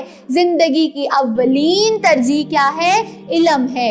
امتحان اور آزمائشوں کو اچھے طریقے سے حل کرنا چاہتے ہو تو اس کے لیے علم ضروری ہے۔ اگر شیطان کی اکساہٹوں سے بچنا چاہتے ہیں تو علم ضروری ہے۔ اگر اشرف المخلوقات کے درجے پر ابھی بھی فائز رہنا چاہتے ہیں تو علم ضروری ہے۔ اگر رب کی ناراضگی سے بچنا چاہتے ہیں تو بھی علم ضروری ہے، اور اگر کامیاب زندگی گزارنا چاہتے ہیں تو بھی علم ضروری ہے۔ علم کی امپورٹنس پتہ چل رہی ہے کہ ہر موقع پر ہمیں علم کی ضرورت ہوتی ہے۔ اگر ہمارے پاس علم نہ ہوا تو پھر گویا کہ ہم اپنے رب کو بھی راضی نہیں کر پائیں گے، شیطان کے وسوسوں سے بھی نہیں بچ پائیں گے اور اس جنت کا حصول بھی نہیں کر پائیں گے۔ ہم اگر یہاں پر دیکھیں نا تو یہ علم ہی ہے جس کی وجہ سے شیطان اور انسان کے رویوں میں فرق تھا۔ یہی وجہ تھی کہ شیطان سے بھی غلطی ہوئی تھی، اس نے بھی اللہ کے حکم کو ماننے سے انکار کیا تھا، لیکن وہ کیا ہو گیا تھا؟ وہ فخر جمنا ہو گیا تھا، اللہ نے اسے جنت سے ہی نکال دیا۔ دوسری طرف انسان سے، حضرت آدم علیہ السلام سے بھی غلطی ہوئی، نکالا انہیں بھی گیا جنت سے، لیکن انہوں نے کیا رویہ اپنایا اور شیطان نے کیا رویہ اپنایا؟ ذرا اس کو اب کمپیئر کر کے دیکھتے ہیں۔ ہوا کیا؟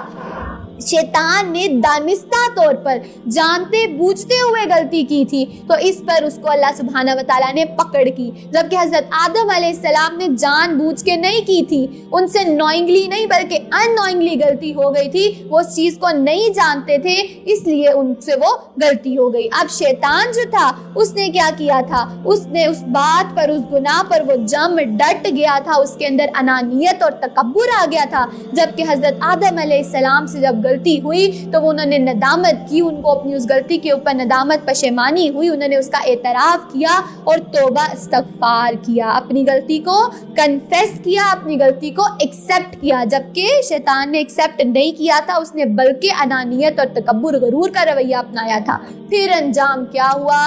انجام واضح تھا، وہ شیطان جس نے انانیت دکھائی، جانتے بوجھتے ہوئے گناہ کیا اور پھر اس پہ جم اور ڈٹ گیا، تو اس کا انجام ہوا کان من الکافرین، وہ کافروں میں سے ہو گیا، فاخرج منہا، جنت سے نکال دیا گیا، شیطان الرجیم کہلایا، اور اللہ سبحانہ و تعالیٰ نے اس کے لیے کہا مذموما مدحورا، اس کو دھتکار دیا گیا۔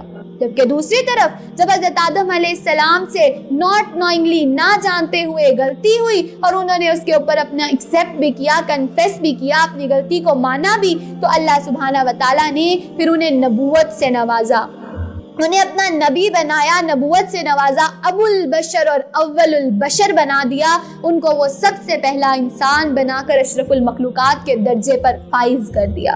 یہ ہے ڈفرنس، یہ ہے اصل چیز جو علم کی کمی کی بنا پر شیطان کو حاصل نہیں ہو سکی، لیکن حضرت آدم علیہ السلام نے علم ہوتے ہوئے اپنی اس غلطی کو ایکسیپٹ کر کے اللہ سے دعا مانگ کر اپنی اس غلطی کو دور کر کے، اپنی جو گناہ تھا اس کو ایکسیپٹ کر کے اللہ سے توبہ کر کے وہ ابو البشر اور اول البشر اور نبی کے درجے پر فائز ہو گئے۔ اللہ سبحانہ و تعالی ہمیں بھی چلتے پھرتے ہر موقع پر اپنی زندگی کے ہر پہلو میں جہاں جہاں علم حاصل کرنے کی توفیق دے، ہمیں زیادہ سے زیادہ علم جو ہے وہ حاصل کرنا ہمارے لیے آسان ہو جائے، اور اگر کبھی ہم سے جانتے بوجھتے یا جانے انجانے میں بھی غلطی ہو جائے تو اسے کنفیس کر کے اس کے اوپر اللہ سبحانہ و تعالیٰ سے معافی مانگنا ہمارے لیے آسان ہو جائے، کیونکہ نبی صلی اللہ علیہ وسلم نے کیا فرمایا تھا؟ خیر الخاطئین التوابون، بہترین خطا کار تو وہ ہے جو خطا کرنے کے بعد پھر توبہ کرتا ہے، اور پھر جو توبہ کر لیتا ہے، نبی صلی اللہ علیہ وسلم نے فرمایا کہ جو غلطی کرنے کے بعد، گناہ کرنے کے بعد توبہ کر لیتا ہے، اللہ سے استغفار کر لیتا ہے، وہ تو گویا ایسے ہے جیسے اس نے کبھی گناہ کیا ہی نہیں ہے۔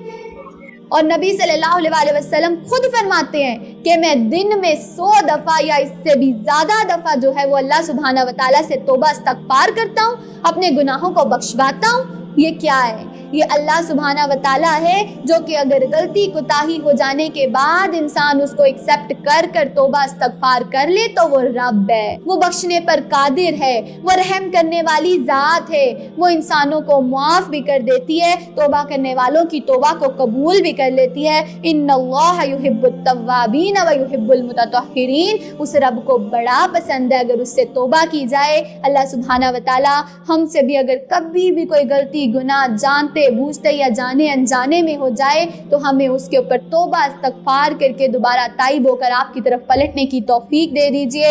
آمین ثم آمین یا رب العالمین۔ ربنا لا تزغ قلوبنا بعد إذ هديتنا وهب لنا من لدنك رحمة إنك أنت الوهاب۔ آمین ثم آمین یا رب العالمین۔